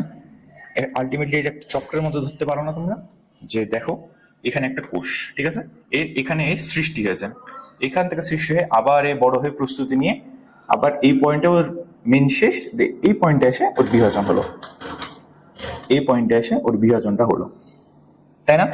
এটা একটা আমরা দেখছি না একটা চক্রের মধ্যে হচ্ছে, যে মাতৃকোষ সৃষ্টি হলো, এখানে কোষ, এটা আবার মাতৃকোষ হলো, মাতৃকোষ থেকে আবার সৃষ্টি হলো, এই ছোট কোষ আবার মাতৃকোষ হলো, এখান থেকে আবার সৃষ্টি হলো। আলটিমেটলি এভাবেই এখানে কোষটা নতুন সৃষ্টি হয়েছে, এই কোষ, এই কোষটা পুরো একটা প্রস্তুতি নিয়ে বিভাজিত হয়ে পুরো একটা প্রস্তুতি নিল, বড় হলো, দেন এই টাইম পিরিয়ডে আবার বিভাজন ঘটলো। তাহলে এই প্রক্রিয়াটাকে আমরা বলছি কোষ চক্র। তাহলে কোষ চক্র জিনিসটা কি? কোষ চক্র জিনিসটা কি? যে চক্রের মাধ্যমে কোষের সৃষ্টি, একটু বড় করে লেখা, কোষের সৃষ্টি হলো, বৃদ্ধি ঘটলো, এবং পরবর্তীতে কি হলো? পরবর্তীতে হলো বিভাজন। বিভাজন হয়ে যে নতুন কোষটা তৈরি হলো, সেই কোষটাই তো আবার সৃষ্টি হয়েছে, তাই না? সেই কোষটাই তো নতুন সৃষ্টি হয়েছে, কোষটাই আসছে, এই কোষটা আবার কি করবে? এই কোষটা আবার বৃদ্ধি হবে, বৃদ্ধি হয়ে কি হবে? আবার বিভাজিত হলো, আবার এখানে পর্যায়ে আসবে, আবার বৃদ্ধি হবে, বৃদ্ধি হয়ে আবার বিভাজন হবে। তো আলটিমেটলি একটা চক্র। সেই জন্য এই চক্রটাকে আমরা বলছি কোষ চক্র। এই কোষ চক্রের ধারণা কি দিয়েছেন? হাওয়ার্ড ও পেল্ক, বিজ্ঞানী হাওয়ার্ড। এটা মোটামুটি একটা এমসিকিউর জন্য কোশ্চেন, যে কোষ চক্রের আবিষ্কারকে হাওয়ার্ড ও পেল্ক, বিজ্ঞানী হাওয়ার্ড ও পেল্ক সর্বপ্রথম কোষ চক্র সম্পর্কে একটা ধারণা দেয়। তাহলে এই গেল মোটামুটি আমাদের কোষ চক্র নিয়ে জিনিসটা। আরেকটা কি আসবে তোমাদের এমসিকিউ, যে একজন মানুষের দেহে কতগুলো কোষ থাকে? 100 ট্রিলিয়ন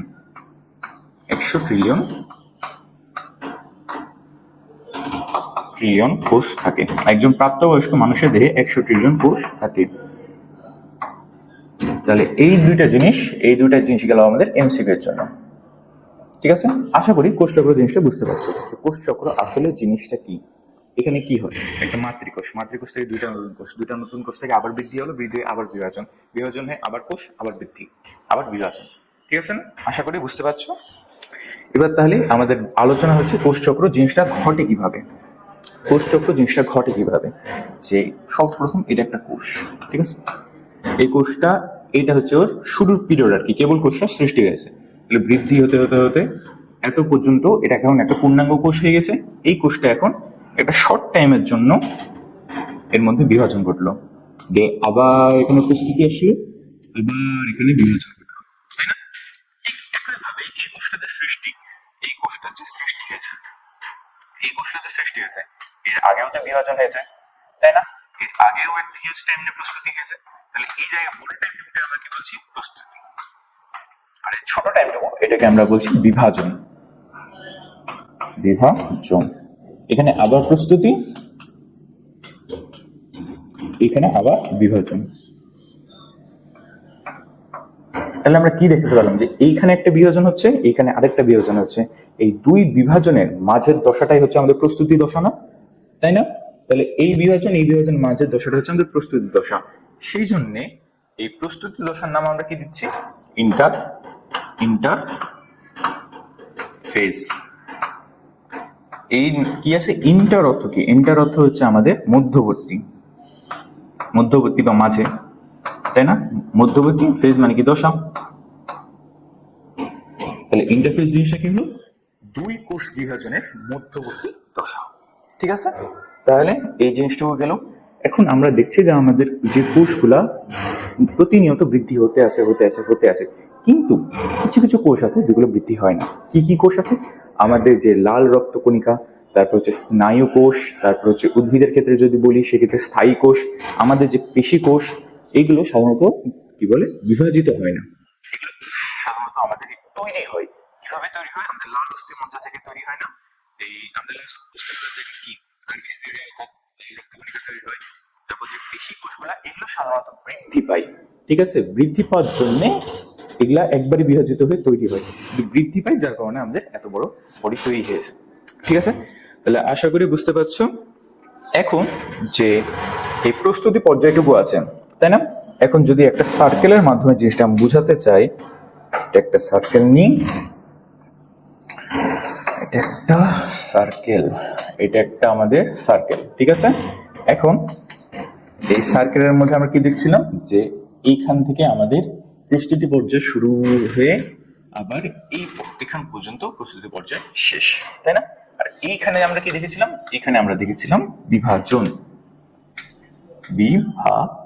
বিভাজনটা কি, বিভাজনটা মূলত হয়েছে যে মাইটোসিস প্রক্রিয়াটা আছে না, মাইটোসিস প্রক্রিয়াটা এই বিভাজনটুকু, আর বাকিটুকু এই পর্যায়টুকুকে আমরা কি বললাম, ইন্টারফেস। ঠিক আছে, তাহলে ইন্টারফেস যে দশাটুকু আছে, হিউজ একটা দশা না। এখন দেখছি যে এটা পুরো সময় যে সময়টা লাগে, সাপোজ এটা হচ্ছে আমাদের 100%, যদি আমরা পুরোটাকে ধরি 100%, তাহলে এই বিভাজনটুকু খুব অল্প সময়ের জন্য হচ্ছে না। তাহলে এই বিভাজনটুকু যে অল্প সময়ের জন্য হচ্ছে, সেই জন্য এটা টাইম পিরিয়ড কত, 5 থেকে 10% টাইম লাগে এই বিভাজনটুকু হতে। ঠিক আছে, তাহলে বাকি টাইমটুকু আমাদের প্রস্তুতি নিতে লাগে, যেভাবে তোমরা পরীক্ষা দাও, শেষে এসে অল্প টাইমের জন্য একটা পরীক্ষা দাও, কিন্তু ওটা প্রস্তুতি আমাদের সারা বছরই নেওয়া লাগে। তাহলে এই যে প্রস্তুতি পর্যায়টুকু, ইন্টারফেস এই পার্টটুকু আমাদের কত টাইম নিয়ে ঘটে, 90 থেকে 95%, 90 থেকে 95% সময় আমাদের ইন্টারফেসে লেগে যায়। এখন ইন্টারফেস দশাটা যেহেতু হিউজ একটা টাইম, এখন সেই জন্য এটার মধ্যে আমরা 3টা ধাপ দেখতে পাবো। কি কি, আমরা মেনলি এটার মধ্যে 3টা ধাপ দেখতে পাবো। এখান থেকে যদি ধরি আমরা এই টাইমটুকু আমরা কি দেখছি, এই টাইমটুকু দেখছি আমরা এম ফেজ, অর্থাৎ বিভাজন। এখানে বিভাজন, তো বিভাজন কি, মাইটোসিস কোষ বিভাজন আছে না, সেই জন্য এই বিভাজন দশাটাকে আমরা বলছি এম ফেজ বা এম দশা। ঠিক আছে, বাকিটুকু তাহলে আমাদের ইন্টারফেস। এখন বাকি যে ইন্টারফেস টাইমটুকু আছে, এই হিউজ টাইম, এখানে তো বিভিন্ন প্রস্তুতি নেওয়া লাগে। একটা কোষ যে বিভাজিত হবে, ওই বিভাজনের জন্য তো প্রস্তুতি নেওয়া লাগবে। কি প্রস্তুতি নেওয়া লাগবে, যে একটা আমরা কি দেখছিলাম, মাইটোসিস কোষ বিভাজনে আমরা কি দেখছিলাম, যে একটা কোষ বিভাজিত হচ্ছে, সেক্ষেত্রে কি ওর যে ডিএনএটা বা ক্রোমোজোমটা, এটা ডাবল হচ্ছে, ডাবল হয়ে 2টা কোষে চলে যাচ্ছে। মাইটোসিসের কথা মনে করো, মাইটোসিসের মধ্যে আমরা কি দেখি, একটা মাতৃকোষ, মাতৃকোষ থেকে 2টা কোষ তৈরি হবে, তাহলে কি হবে, নিউক্লিয়াসে বিভাজন ঘটবে। নিউক্লিয়াসের বিভাজনের মধ্যে আমরা কি দেখছিলাম, যে ক্রোমোজোমটা ভাগ হচ্ছে, ক্রোমোজোমটা যে ভাগ হবে এর জন্য তো শক্তি প্রয়োজন, আবার বিভিন্ন এনজাইম, হরমোন এগুলো প্রয়োজন, প্রোটিন প্রয়োজন। এগুলো কোত্থেকে আসবে, এগুলো আসবে আমাদের সেই ইন্টারফেসের মধ্যে। এই ইন্টারফেসের মধ্যে এখন আমরা নতুন একটা জিনিস দেখবো। তাহলে ইন্টারফেস দশা, এটাকে আমরা এখন 3টা ভাগ করছি, এই দশাটুকুকে আমরা 3টা ভাগ করছি, কেন, বোঝার সুবিধার্থে। ঠিক আছে, তাহলে এই টাইমটুকু আমাদের পুরো টাইমের মধ্যে এই টাইমটুকু হলো আমাদের বিভাজন। এখন এই টাইমটুকু যেটা আছে, এটাকে যদি আমরা ধরি, ইন্টারফেসের 3টা দশা বললাম না আমি, তাহলে এই টাইমটুকু ইন্টারফেসের একটা দশা, পুরো টাইমটুকু এখান থেকে এই পর্যন্ত, এখান পর্যন্ত কিন্তু আমাদের ইন্টারফেস। ইন্টারফেসের মধ্যে আবার 3টা দশা আছে, কি কি, একটা হচ্ছে এটা, একটা হচ্ছে আমাদের এটা আরেকটু ছোট করা দরকার, এটা, আর মোটামুটি এইটা। তোমাদের বইয়ে দেখবা যে এইরকম একটা সার্কেল দেওয়া আছে আর এই দশাগুলো ভাগ করা আছে।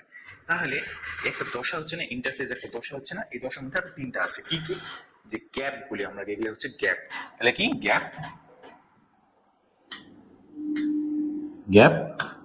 1, এটা উচিত কি গ্যাপ 2 হওয়া উচিত, আর এখানে গ্যাপ 3 হওয়া উচিত, কিন্তু সেটা হবে না। এখানে হবে আমাদের এস দশা, এখানে হবে আমাদের গ্যাপ 2 দশা। এখন এটার মধ্যে যে এস দশা, এই এস দশাটা আসলো কেন, ঠিক আছে, এই এস দশাটা আসার মেন রিজন কি, এই এস দশায় মূলত ডিএনএ যেটা আছে না, একটা কোষের মধ্যে, একটা নিউক্লিয়াসের মধ্যে তো থাকে, ডিএনএ থাকে, এই ডিএনএটাও রেপ্লিকেশন হওয়া লাগবে। রেপ্লিকেশন মানে কি, ডাবল হবে। একটা কোষ থেকে একটা কোষের ডিএনএ, এটা তো ডাবল হয়ে 2টা কোষে যাবে, তাই না। ডিএনএটা কি সকল বৈশিষ্ট্য এটা বহন করছে। তাহলে কি হচ্ছে, যে এই একটা কোষ, একটু যদি যায়, যে এই একটা কোষ, এখান থেকে তো আমাদের 2টা সেল তৈরি হবে, এখান থেকে তো আমাদের 2টা সেল তৈরি হবে। এইটা যে ডিএনএটা, এটা যে এখানে ডিএনএ আছে, এই ডিএনএটা 2টা কোষে চলে আসে, সেই জন্য এই ডিএনএটা রেপ্লিকেট হয়। এই ডিএনএটা রেপ্লিকেট হয়ে একটা থেকে 2টা তৈরি হয়, 2টা ডিএনএ তৈরি হলো, এই এক সেট গেল এর মধ্যে, এক ডিএনএ গেল এর মধ্যে, এক ডিএনএ গেল এর মধ্যে, তাই না। তাহলে এইখানে যে ডিএনএ রেপ্লিকেশনটা হয়, এটা মূলত এস দশায় আমরা দেখতে পাই। তাহলে এস দশে আমরা কি দেখতে পাচ্ছি, ডিএনএ রেপ্লিকেট বা বইয়ে কি লিখছে, ডিএনএ সংশ্লেষণ। সংশ্লেষণের ইংরেজি সিনথেসিস, সেই জন্য এটার নাম দিচ্ছি আমরা এস দশা। ঠিক আছে, তাহলে এখন শুরু থেকে শুরু করি। ইন্টারফেস একটা হিউজ টাইম, 90 থেকে 95% সময়, এই সময়টুকু ইন্টারফেসের জন্য লাগে, আর 5 থেকে 10% সময় লাগে আমাদের কোষ বিভাজনের জন্য। তাহলে ইন্টারফেসের যে টাইমটুকু আছে এটাকে আমরা 3 ভাগে ভাগ করতে পারছি। কি কি? একটা হচ্ছে গ্যাপ 1 এস দশা এবং গ্যাপ 2। এখন আমরা দেখবো যে গ্যাপ 1-এ কি ঘটে, এস দশায় তো বললাম যে ডিএনএ সংশ্লেষণ ঘটে, এবং গ্যাপ 2 এখানে কি ঘটে। তাহলে শুরু করি। যে আমাদের যে গ্যাপ 1 আছে, গ্যাপ 1-এর মধ্যে মেইনলি কি ঘটে, ঠিক আছে? গ্যাপ 1-এর মধ্যে আমাদের কি ঘটে, এটা হচ্ছে আমাদের গ্যাপ 1। বাকি বাড়িটাকে আমরা কি বলছি, G1 দশা। এই গ্যাপ 1-এর মধ্যে একটা কোষ যে বিভাজিত হবে, বিভাজিত কি আপনা আপনি হবে? তুমি কি আপনা আপনি পড়তে বসো? আপনা আপনি তো পড়তে বসো না। তোমার মা বা বাবা যখন তোমাকে মানে লাথি ঝাঁটা দিয়ে আর কি পড়াতে বসে, তখন তুমি পড়তে বসো, তাই না? এই G1 ফেজটা সেরকমই। এখানে আমরা 2টা নতুন নাম শিখতে পাবো। কি কি? এখানে সাইক্লিন তৈরি হয়, সেই সাথে একটা এনজাইম থাকে সিডিকে। এই জিনিসটা, আচ্ছা থামো, এই জিনিসটা কি, যে একটা কোষ যে বিভাজিত হয়, তাই না? এই একটা কোষ, এই আমরা গ্যাপ 1টা পরে দেখছি, আগে এই জিনিসটা একটু বুঝে নি, ঠিক আছে? যে একটা কোষ যে বিভাজিত হবে, ওই কি নিচ থেকে বিভাজিত হবে? অবশ্যই না। তুমি কি নিচ থেকে পড়তে বসো? না। তোমার বাবা মা যখন তোমাকে এসে ওই লাঠি ঝাঁটা মারে, তখন যা তুমি পড়তে বসো। সেরকম ভাবে এই একটা কোষ এই যে বিভাজিত হবে, আপনা আপনি বিভাজিত হবে না, একে তো লাঠি ঝাঁটা মারা লাগবে। এই লাঠি ঝাঁটা মারবেটাকে কিছু কিছু ফ্যাক্টর আছে। ফ্যাক্টর জিনিসটা কি? ধরো ওই বাবা মার মতোই হচ্ছে ফ্যাক্টর, এই কোষটাকে ধাক্কা দিয়ে যা তুই বিভাজিত হয়। সেরকম এই কোষটাকে বাহির থেকে, এটা একটা কোষ, এর বাইরে তো আরো উপাদান আছে, এখান থেকে 2টা ফ্যাক্টর আছে যারা মেনলি এই কোষটাকে ধাক্কা দেয় যে তুই বিভাজিত হ। ঠিক আছে, এটা একটু বড় করে আগে কোষটা, যে এখানে ধরো ওই ডিএনএটা আছে কোষে, ঠিক আছে? এখান থেকে বাইরে থেকে 2টা ফ্যাক্টর এই কোষটাকে আর কি ধাক্কা দেয়। কি? একটা হচ্ছে আমাদের গ্রোথ ফ্যাক্টর,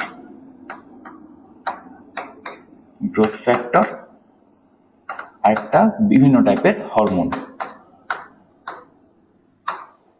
এরা এই দুজন মিলে মূলত এই কোষটাকে ধাক্কা মারে যে তোর বিভাজিত হওয়া লাগবে, ঠিক আছে? দেন এই সিগন্যালটা পাঠালো, সিগন্যালটা আলটিমেটলি এই কোষের যে ডিএনএ আছে, ডিএনএ পর্যন্ত আসে, কারণ ডিএনএ তেও পুরো কোষটাকে নিয়ন্ত্রণ করছে, তাই না? তাহলে নিউক্লিয়াসের মধ্যে ডিএনএ, এটাকে তো কোষটাকে পুরো নিয়ন্ত্রণ করছে। তাহলে একটা কোষ, ধরো তুমি যে পড়তে বসবা, নিজ থেকে তো পড়তে বসবা না, তোর বাবা মা তোমাকে ধাক্কা মারবে, লাথি ঝাঁটা মারবে যে যা পড়তে বস। ঠিক তেমনি এই কোষ এই যে বিভাজিত হবে, আপনার তো আর বিভাজিত হবে না, কোষটাকে সেই উদ্দীপনা, সেই গুতাটা দেওয়া লাগবে আর কি, যে তুই বিভাজিত হ। সেই জন্য এই গুতা মারার বাহির থেকেই, গুতা মারার কাজ কি করে, গ্রোথ ফ্যাক্টর বা হরমোন, গ্রোথ ফ্যাক্টর এবং হরমোন দুজন মিলে এই কোষের মধ্যে সেই গুতাটা পাঠায়, মানে সেই উদ্দীপনাটা পাঠায় যে তুই বিভাজিত হ। দেন এই উদ্দীপনাটা আস্তে আস্তে কোষের এই ভিতর সাইডে যায়। এই ভিতর সাইডে ডিএনএ আছে না, এই ডিএনএটা যখন বুঝে যে না আমার কোষ বিভাজন হওয়া লাগবে, তখন এই ডিএনএটা একটা প্রোটিন নিঃসরণ করে। কি প্রোটিন? সাইক্লিন। ঠিক আছে, তাহলে এই দুজন উদ্দীপনা দিয়ে সেই উদ্দীপনাটা কোষের মধ্যে আসলো, ঠিক আছে? কোষের মধ্যে এসে ডিএনএ কে বললো যে ভাই তুই বিভাজিত হ। দেন ডিএনএ বলছে আচ্ছা আমি বিভাজিত হচ্ছি, সাইক্লিনটা নিঃসরণ করি। সাইক্লিন নিঃসরণ করে। এখন যে আমি বললাম না সিডিকে, তাই না? সিডিকে দেখতে পেলাম তোমরা, এই সিডিকে গুলা এখানে থাকে। সিডিকে জিনিসটা কি বলি, সিডিকে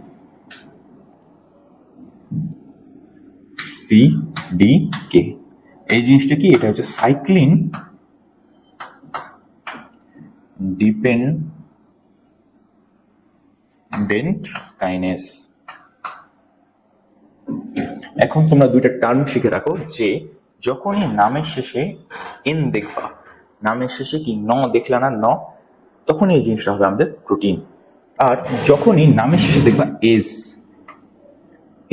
নামের শেষে যখনই এজ দেখবা, তখন বুঝে যাবা যে এটা একটা এনজাইম।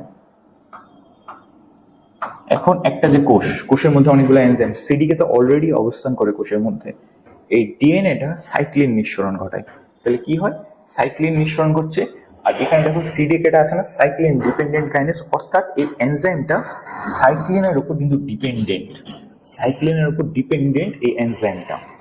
তাহলে জিনিসটা শুরু থেকে যদি আরেকবার রিক্যাপ করি, যে দুইটা ফ্যাক্টর আছে, কি কি দুইটা উদ্দীপক আছে, কি একটা হচ্ছে আমাদের গ্রোথ ফ্যাক্টর আর একটা হচ্ছে আমাদের হরমোন। এই দুইটা একটা কোষকে বাহির থেকে উদ্দীপনা দিল যে তুই বিভাজিত হ। উদ্দীপনাটা আস্তে আস্তে আস্তে কোষের নিউক্লিয়াসে গেল, ডিএনএ তে গেল। ডিএনএ যখন বুঝলো যে আমার বিভাজন হওয়া লাগবে, তখন কি এই ডিএনএটা সাইক্লিন নিঃসরণ করলো। সাইক্লিন নিঃসরণ করার ফলে এই যে সিডিকে গুলো আছে এগুলো তখন অ্যাক্টিভেট হয়ে যায়। কারণ এই সিডিকে গুলো তো কি সাইক্লিন ডিপেন্ডেন্ট কাইনেজ না, সাইক্লিনের উপর ডিপেন্ডেন্ট। তাহলে সাইক্লিন নিঃসরিত হলো, সিডিকে গুলো আছে এগুলো তখন অ্যাক্টিভেট হয়ে গেল। এখন সাইক্লিন প্লাস সিডিকে, সাইক্লিন আর সিডিকে এই দুইজন মিলে তখন মেইনলি যে কোষ চক্রটা থাকে, এই দুইজন মিলে এই কোষ চক্রটা নিয়ন্ত্রণ করে। এইটা হচ্ছে আমাদের মানে যদি বেসিকটা বলি সেটা। তাহলে আমরা দুটো জিনিস জানলাম যে এই গ্রোথ ফ্যাক্টরিয়া এই দুটা কি, এরা বাহির থেকে উদ্দীপনা দিচ্ছে না, তাহলে বাহ্যিক উদ্দীপক, বাহ্যিক উদ্দীপনা কারা প্রদান করে, বাহ্যিক উদ্দীপনা কারা দিচ্ছে, আমাদের গ্রোথ ফ্যাক্টর বা গ্রোথ ফ্যাক্টর এবং হরমোন, এই দুইটা আমাদের বাহ্যিক উদ্দীপনা দিচ্ছে। এবং এখানে যে সাইক্লিন এবং সিডিকে দুইটা দেখলাম না, এই দুইটা কি কোষকে ভিতর থেকে উদ্দীপনা দিচ্ছে না যে তুই বিভাজিত হ, সেই জন্য এই দুইজনকে আমরা বলবো অভ্যন্তরীণ উদ্দীপনা, অভ্যন্তরীণ উদ্দীপনা প্রদান করছে এরা। ঠিক আছে, তাহলে আমাদের বাহ্যিক উদ্দীপনা কে প্রদান করছে এবং অভ্যন্তরীণ উদ্দীপনা কে প্রদান করছে, এই দুটো জিনিস মোটামুটি পরীক্ষার জন্য লাগবে। তাহলে আশা করি বুঝতে পেরেছো। ঠিক আছে, তাহলে এখন আমরা মেইন জায়গায় চলে আসি, যে আমরা কি দেখছিলাম, গ্যাপ ওয়ান দেখছিলাম, আমরা কি দেখছিলাম, গ্যাপ ওয়ান দেখছিলাম। ঠিক আছে, গ্যাপ ওয়ানে মেইনলি কি হয়, এই সাইক্লিনটা গ্যাপ ওয়ানে তৈরি হয় আর কি, যদি আমি ভুল না করি, হ্যাঁ সাইক্লিনটা গ্যাপ ওয়ানে তৈরি হয়। এবং যে সিডিকে, এটা তো অলরেডি একটা এনজাইম, এনজাইম তো কোষের মধ্যে অলরেডি অবস্থান করছে, তাই না? কিন্তু এই সাইক্লিন এবং সিডিকে দুজন যখন একসাথে মিলিত হয়ে যাবে, তখন মেনলি এরাই কোষ চক্রটা নিয়ন্ত্রণ করে। এই ইন্টারফেস পরপরই আমরা একটা দেখবো কোষ চক্রের নিয়ন্ত্রক, তখনই দেখবো আমরা যে সাইক্লিন এবং সিডিকে এই দুইটা মেইনলি আমাদের কোষ চক্রটা নিয়ন্ত্রণ করে, মেইনলি সাইক্লিনটা নিয়ন্ত্রণ করে, কারণ এইটা তো সাইক্লিন ডিপেন্ডেন্ট কাইনেজ, অর্থাৎ সাইক্লিনের উপর ডিপেন্ডেন্ট, এই সাইক্লিনটাই নিয়ন্ত্রণ করছে। তাহলে জীবন দশার মধ্যে আমরা কি দেখতে পেলাম, যে একটা কোষ যে ইন্টারফেস দশা আছে, এই ইন্টারফেস দশার মধ্যে গ্যাপ ওয়ান হচ্ছে আমাদের, গ্যাপ ওয়ানে কি দেখতে পাবো, সাইক্লিন এবং সিডিকে। এই সিডিকেটা কি করে, ফসফোরাইলেশন প্রক্রিয়া নিয়ন্ত্রণ করে, ফসফোরাইলেশন। এখন এটা একটা নতুন টার্ম চলে আসলো যে ফসফোরাইলেশন প্রক্রিয়াটা আসলে কি জিনিস। এখন এই একটা কোষ, ঠিক আছে, এই কোষটা, এই কোষের সাথে একটা ফসফেট যুক্ত হবে, মানে সাপোজ, আচ্ছা এই জিনিসটা পরবর্তী যে চ্যাপ্টার আছে ফসফোরাইজেশন প্রক্রিয়া, মূলত আমরা যে শারীরতত্ত্ব চ্যাপ্টারটা আছে সেখানে বুঝতে পারবো। তো আশা করি এখানে মোটামুটি এই জিনিসটা জাস্ট দেখে রাখবো যে সাইক্লিন এবং সিডিকে এই দুটো জিনিস কোথায় তৈরি হচ্ছে, আমাদের গ্যাপ ওয়ানে তৈরি হচ্ছে। ঠিক আছে, এখন একটা কোষ যে বিভাজিত হবে, বিভাজিত হওয়ার জন্য কি দরকার, ওর পুষ্টি দরকার, মানে প্রোটিন দরকার। তারপর বললাম না যে এখানে কি ঘটে, এস দশে আমরা কি দেখছিলাম, এস দশে আমরা কি দেখছিলাম, যে ডিএনএটা সংশ্লেষণ ঘটে, তাই না, ডিএনএ রেপ্লিকেট হয়। এখন ডিএনএ যে রেপ্লিকেট হচ্ছে, এই ডিএনএ রেপ্লিকেটের জন্য তো প্রয়োজনীয় জিনিসপাতি দরকার, তাই না? ডিএনএ রেপ্লিকেটের জন্য প্রয়োজনীয় জিনিসপাতি দরকার, এগুলো কি আরএনএ, তারপর বিভিন্ন থাকে, রেপ্লিকেশনের বিভিন্ন উপাদানগুলো থাকে,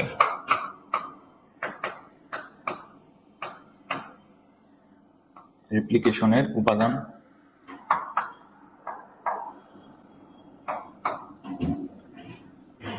আরএনএ এবং রেপ্লিকেশন বিভিন্ন উপাদান, এগুলো কোথায় তৈরি হচ্ছে, আমাদের জীবন দশা তৈরি হচ্ছে। কারণ আমাদের এস দশে আমরা কি দেখতে পাবো, এস দশে দেখতে পাবো যে ডিএনএ রেপ্লিকেশন ঘটছে, তাহলে রেপ্লিকেশনের জন্য প্রয়োজনীয় উপাদান আগে লাগবে, সেই জন্য এটা জীবন দশায় আমরা দেখতে পাবো। ঠিক আছে, তাহলে এই কয়েকটা মোটামুটি আছে তো আমাদের জীবন দশার মধ্যে কি কি ঘটে। আর আরেকটা জিনিস, যে একটা কোষ ধরো ওর বিভাজন হতে হবে, ঠিক আছে, বাট ওই চাচ্ছে না বিভাজন হতে, সেক্ষেত্রে কি দেখতে পাবো, যে কোনো কোষ যদি বিভাজিত হবে কি হবে না, এই জিনিসটা কোথায় নির্ধারণ হয়, আমাদের জীবন দশার মধ্যে আমরা দেখতে পাবো যে একটা কোষ বিভাজিত হচ্ছে কি হচ্ছে না। ওই একটা পরবর্তী ধাপ, মানে জীবন দশার মধ্যে একটা কোষ আসলো, ঠিক আছে, ও এখন বিভাজিত হবে না, তাহলে ওই জীবন দশার মধ্যে সারা জীবন থেকে যাবে। কিন্তু একটা কোষ যদি বিভাজিত হতে চায় সেক্ষেত্রে ওই জীবন থেকে তো এস দশায় যাবে। এই জীবন দশাটাই মেনলি নির্ধারণ করে যে কোষটা বিভাজনের জন্য পারফেক্ট কিনা। জীবন দশাটা নির্ধারণ করে যে কোষটা বিভাজনের জন্য ঠিক আছে কিনা, তখন জীবন দশাটা ওই কোষটাকে এস দশায় পাঠায়। যদি পারফেক্ট না হয় তাহলে আজীবন সেই কোষটা জীবন দশার মধ্যে থেকে যায়। ঠিক আছে, তাহলে জীবন দশা থেকে এই কয়েকটা জিনিস আপাতত মনে রাখো, তাহলে ইনশাল্লাহ হবে। এরপর যদি আমরা ধরি তাহলে এস দশা। এস দশা, এস দশা মেনলি কি? এটা হচ্ছে আমাদের সিনথেসিস। সিনথেসিস এখানে আমরা মেনলি কি দেখতে পাবো যে একটা কোষ, এই কোষটার যে ডিএনএটা আছে, এই ডিএনএ এখানে তো দুইটা কোষ তৈরি হবে, তাই না? দুইটা কোষ তৈরি হবে, এই দুটো কোষের তো ডিএনএ দরকার। সেই জন্য কি হয়, এই ডিএনএটা রেপ্লিকেট হয়, তাই না? এই রেপ্লিকেশনটা, ডিএনএটা যে রেপ্লিকেশন হয় এটা মেনলি এস দশার মধ্যেই ঘটে বা সিনথেসিস ঘটে। আমাদের এস দশার একদম লাস্টে বলা আছে যে ডিএনএ সংশ্লেষণ ঘটে কোথায়? এস দশায়। এটা এমসিকিউ এর জন্য খুবই ইম্পর্টেন্ট। আরেকটা দেখবা যে সম্ভবত নতুন বই অ্যাড করেছে কিনা, যে এস দশায় হিস্টোন প্রোটিনটাও তৈরি হয়। ঠিক আছে, এই কয়েকটা যে গেলাম আমাদের ডিএনএ এস দশা নিয়ে। এরপর আসি আমরা G2 দশা নিয়ে।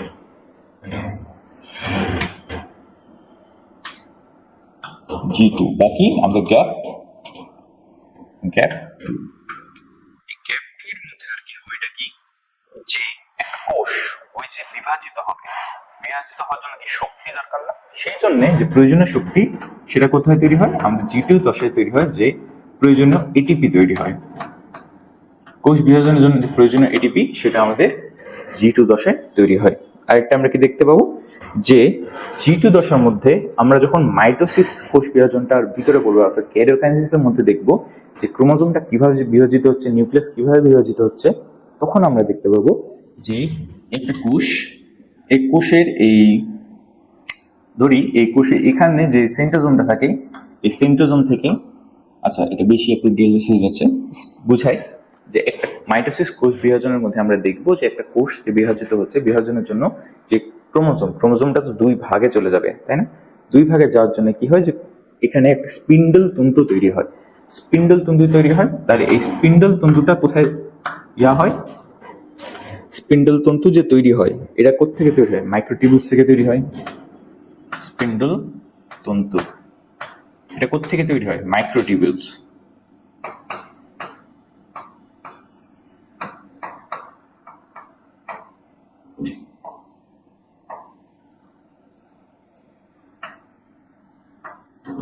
তাহলে G2 দশার মধ্যে আমরা কি দেখছি? একটা কোষ বিভাজিত হবে, বিভাজনের জন্য কি দরকার? এডিপি দরকার, তাই না? এডিপিটা কোথায় তৈরি হচ্ছে? আমাদের G2 ফেজে তৈরি হচ্ছে। এরপরে যে একটা কোষের যে বিভাজনের জন্য যে স্পিন্ডল তন্তু তৈরি হয়, স্পিন্ডল তন্তু কোথেকে আসে? মাইক্রোটিউবুলস থেকে আসে। এটা তোমাদের যে 1 নম্বর চ্যাপ্টার আছে না, কোষ ও কোষের গঠন, সেখানে আমরা মেইনলি বিস্তারিত দেখতে পাবো যে মাইক্রোটিউবুলস জিনিসটা কি, স্পিন্ডল তন্তু জিনিসটা কি, এবং কোথেকে তৈরি হয়। স্পিন্ডল তন্তু মেইনলি তৈরি হয় কোথেকে? সেন্ট্রোজোম থেকে। যে মাইক্রোটিউবুলস, স্পিন্ডল তন্তু কি দিয়ে গঠিত? মাইক্রোটিউবুলস দিয়ে, কিন্তু স্পিন্ডল তন্তু তৈরির কাজটা কে করে? সেন্ট্রোজোম।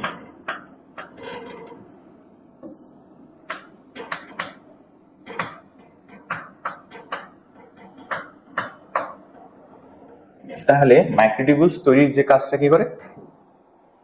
মাইক্রোটিউবুলস তৈরির কাজটা কি করে? সেন্ট্রোজোম। কিন্তু মাইক্রোটিউবুলস স্পিন্ডল তন্তু তৈরির কাজটা কি করে? আমরা সেন্ট্রোজোম। স্পিন্ডল তন্তু মেনলি কি দিয়ে, মানে উপাদান কি, সেটা হচ্ছে আমাদের মাইক্রোটিউবুলস। ঠিক আছে, তাহলে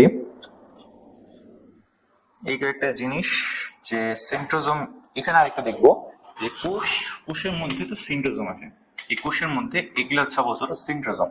ঠিক আছে, সেন্ট্রোজোম কি মাইক্রোটিউবুলস তৈরি করে না? টিউবুলস মানে কি, একটা তারের মতো জিনিস আর কি, এগুলো হচ্ছে আমাদের মাইক্রোটিউবুলস। তাহলে মাইক্রোটিউবুলস গুলো তো সেন্ট্রোজোম তৈরি করে, কিন্তু মাইটোসিসের মধ্যে আমরা দেখবো যে দুই সাইড থেকে মাইক্রোটিউবুলস তৈরি হয়। এই সাইড থেকে মাইক্রোটিউবুলস তৈরি হয়, এই সাইড থেকে আসে, এই সাইড থেকে, এই সাইড থেকে। তাহলে এই দুই সাইডের সেন্ট্রোজোম দরকার আছে না? এই দুই সাইডের সেন্ট্রোজোম কোথা থেকে হয়? আমাদের গ্যাপ 2 এ, অর্থাৎ G2 ফেজের মধ্যে আমরা দুই সাইড থেকে দেখবো যে দুই সাইড থেকে সেন্ট্রোজোম, মানে দুই সাইডে সেন্ট্রোজোম যাচ্ছে আর কি। এই সেন্ট্রোজোমটা দুই সাইডে দুইটা করে সেন্ট্রোজোম, একটা সেন্ট্রোজোম থেকে দুইটা সেন্ট্রোজোম তৈরি হচ্ছে, দুই সাইডে সেন্ট্রোজোমটা যাচ্ছে। এটা গেল।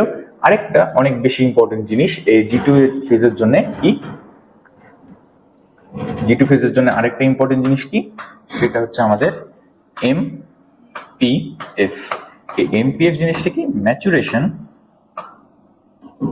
ম্যাচুরেশন প্রমোটিং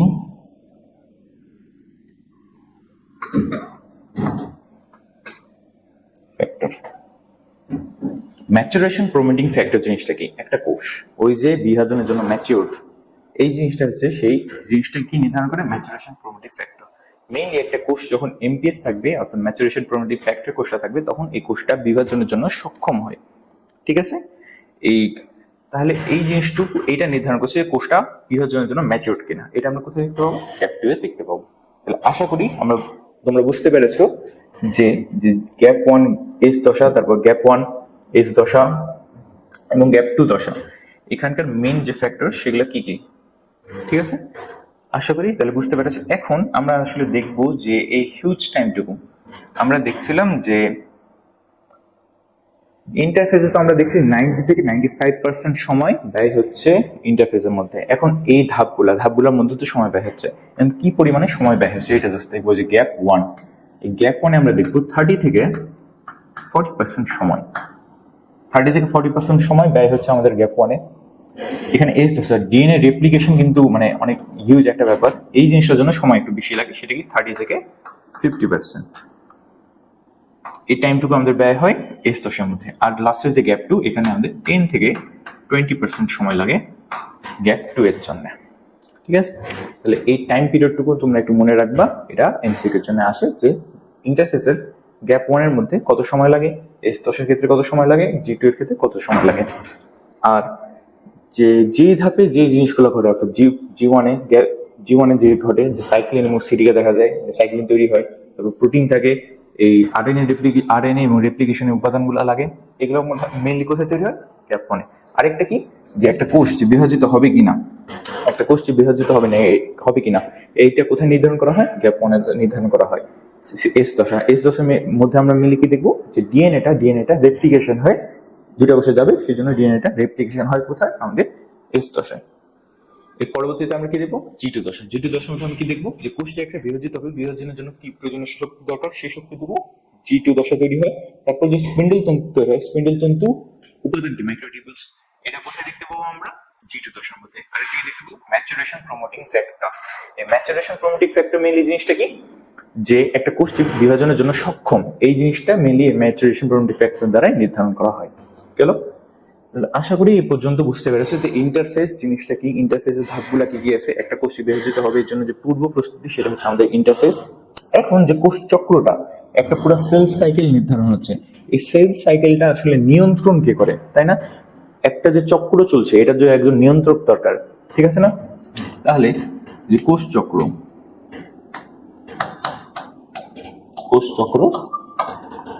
নিয়ন্ত্রক, এই কোষ চক্রের নিয়ন্ত্রককে সাইক্লিন। আমরা শুরুতে কি দেখছিলাম? যে বাহ্যিক যে ফ্যাক্টর গুলো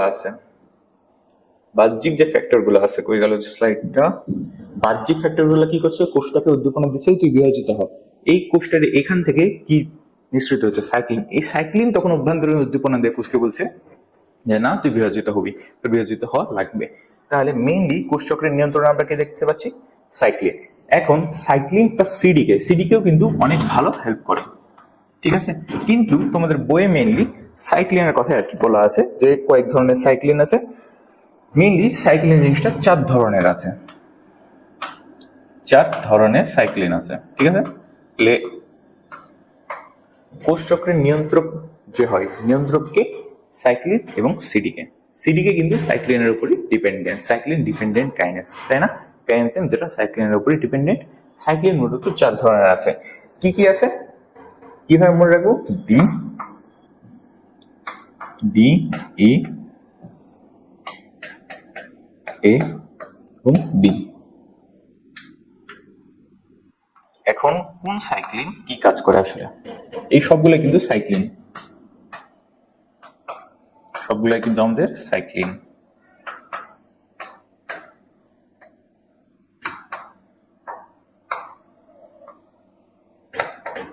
ঠিক আছে, তাহলে এই 4 ধরনের সাইক্লিন আছে। এখন কোন সাইক্লিনের কাজ কি, এটা কিন্তু আমাদের মনে রাখা লাগবে। তাহলে সাইক্লিন ডি এর কাজ কি? সাইক্লিন ডি এর কাজ হচ্ছে জি1 থেকে এস দশা নিয়ে যায় এবং ও এস দশা থেকে জি টু দশা নিয়ে যায়, এস দশা থেকে আমাদের জি টু দশায় নিয়ে যায়। তাহলে কি সাইক্লিন ডি আমাদের কি কাজ করছে, একটা কোষকে জি1 থেকে এস দশা এবং এস থেকে জি টু দশায় নিয়ে যাচ্ছে। তাহলে এটা কিভাবে মনে রাখবো, ডি দিয়ে আমরা মনে রাখবো ড্রাইভ। ড্রাইভ মানে কি নিয়ে যাওয়া না, মানে চালানো আর কি। তো এই সাইক্লিন ডিটা কি করছে, এই কোষটাকে চালিয়ে আর কি জি1 থেকে এস এবং এস থেকে জি টু দশায় নিয়ে যাচ্ছে। এটা মোটামুটি একটু মনে রাখো যে ডি দিয়ে ড্রাইভ, ড্রাইভ দিয়ে কি জি1 দশা থেকে এস, জি1 থেকে এস এবং এস থেকে জি টু দশায় নিয়ে যাচ্ছে। ঠিক আছে, এখন আসবে আমাদের সাইক্লিন ই। ইটা কি করে, একটা কোষ যে রেপ্লিকেশন হওয়া দরকার, তাই না?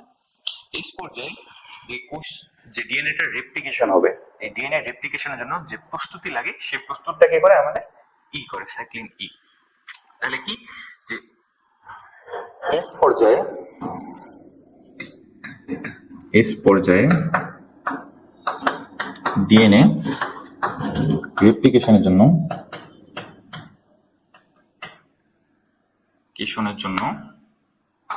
কোষকে প্রস্তুত করে।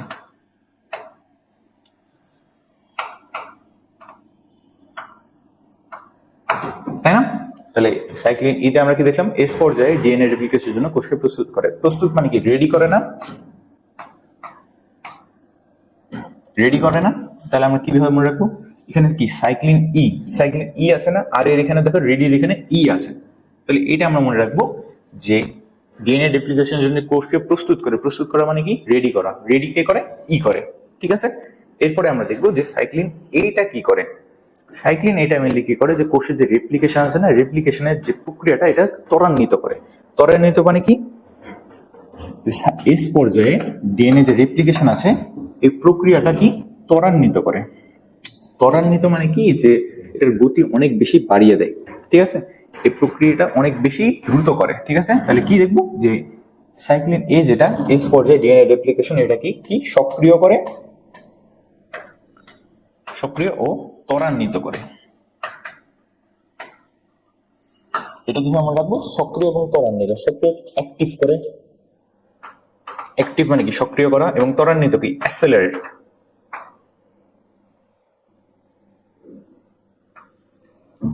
তাহলে কি সাইক্লিন এটা আমরা কি মনে রাখবো, এ দিয়ে কি মনে রাখবো, যে সক্রিয় এবং ত্বরান্বিত করে। এ দিয়ে কি অ্যাক্টিভ এবং অ্যাক্সেলারেট করে। এস পর্যায়ে ডিএনএ রেপ্লিকেশনের যে প্রক্রিয়াটা এটাকে সক্রিয় এবং ত্বরান্বিত করে, অ্যাক্টিভ এন্ড অ্যাক্সেলারেট। এই দুইটা যে এ দিয়ে আছে তাহলে অ্যাক্টিভ এবং অ্যাক্সেলারেট এটা মনে রাখবো। আর বি দিয়ে সবশেষে কি মনে রাখবো, যে আচ্ছা বি দিয়ে আমরা কি মনে রাখবো, যে মাইটোটিক স্পিন্ডল তৈরি হয়, তাই না? মাইক্রোটিউবিউলস থেকে যে স্পিন্ডল তন্তুটা তৈরি হয়, এটার জন্য প্রয়োজনীয় যা কিছু লাগে সব আমাদের বি তৈরি করে। মানে বাকি যা কিছু আছে সব আমাদের বি, সাইক্লিন বিটা তৈরি করে। এই সাইক্লিন বিটার মাধ্যমে যে স্পিন্ডল তন্তু তৈরি হবে, মাইক্রোটিউবিউলস তৈরি হচ্ছে। এই সাইক্লিন বিটা মূলত যে স্পিন্ডল তন্তুটা কোথায় লাগে, আমাদের কোষ বিভাজনের জন্য লাগে। এই কোষ বিভাজনের জন্য তো স্পিন্ডল তন্তু এটা সাইক্লিন বি তৈরি করছে। এই জন্য সাইক্লিন বিটা মেইনলি আমাদের সাইক্লিন বিটা প্রস্তুত করে, মানে ইয়া করে। এই সাইক্লিন বিটাই মূলত স্পিন্ডল তন্তু তৈরিতে সাহায্য করে। ঠিক আছে, তাহলে কোষে ম্যাচিউর হতে হেল্প করছে, সেজন্য সাইক্লিন বিটা মূলত এমপিএফ এ কাজ করে। এমপিএফ জিনিসটা কি, ম্যাচুরেশন প্রমোটিং ফ্যাক্টর। তাহলে এই গেল আমাদের কোষ চক্র জিনিসটা এবং ইন্টারফেস জিনিসটা। আশা করি বুঝতে পেরেছো। একটু মানে বইটা পড়বা, রিডিং পড়বা, তাহলে আশা করি বুঝতে পারবা পুরো জিনিসটা কি। তাহলে আজকের জন্য এখান পর্যন্ত। পরবর্তী ক্লাসে আমরা মাইটোসিসের যে কোষ বিভাজনের দুটা, মাইটোসিস কোষ বিভাজনের মধ্যে কয়টা পর্যায়ে আছে, দুইটা, একটা হচ্ছে ক্যারিওকাইনেসিস এবং সাইটোকাইনেসিস। সামনের দিন আমরা দেখবো যে ক্যারিওকাইনেসিস যে 5টা ধাপ আছে, prophase, metaphase, metaphase, anaphase, telophase, এই 5টা ধাপে আমরা বিস্তারিত আলোচনা করবো। তাহলে আজকের লেকচার এখান পর্যন্তই, আজকে শেষ করি। আসসালামু আলাইকুম।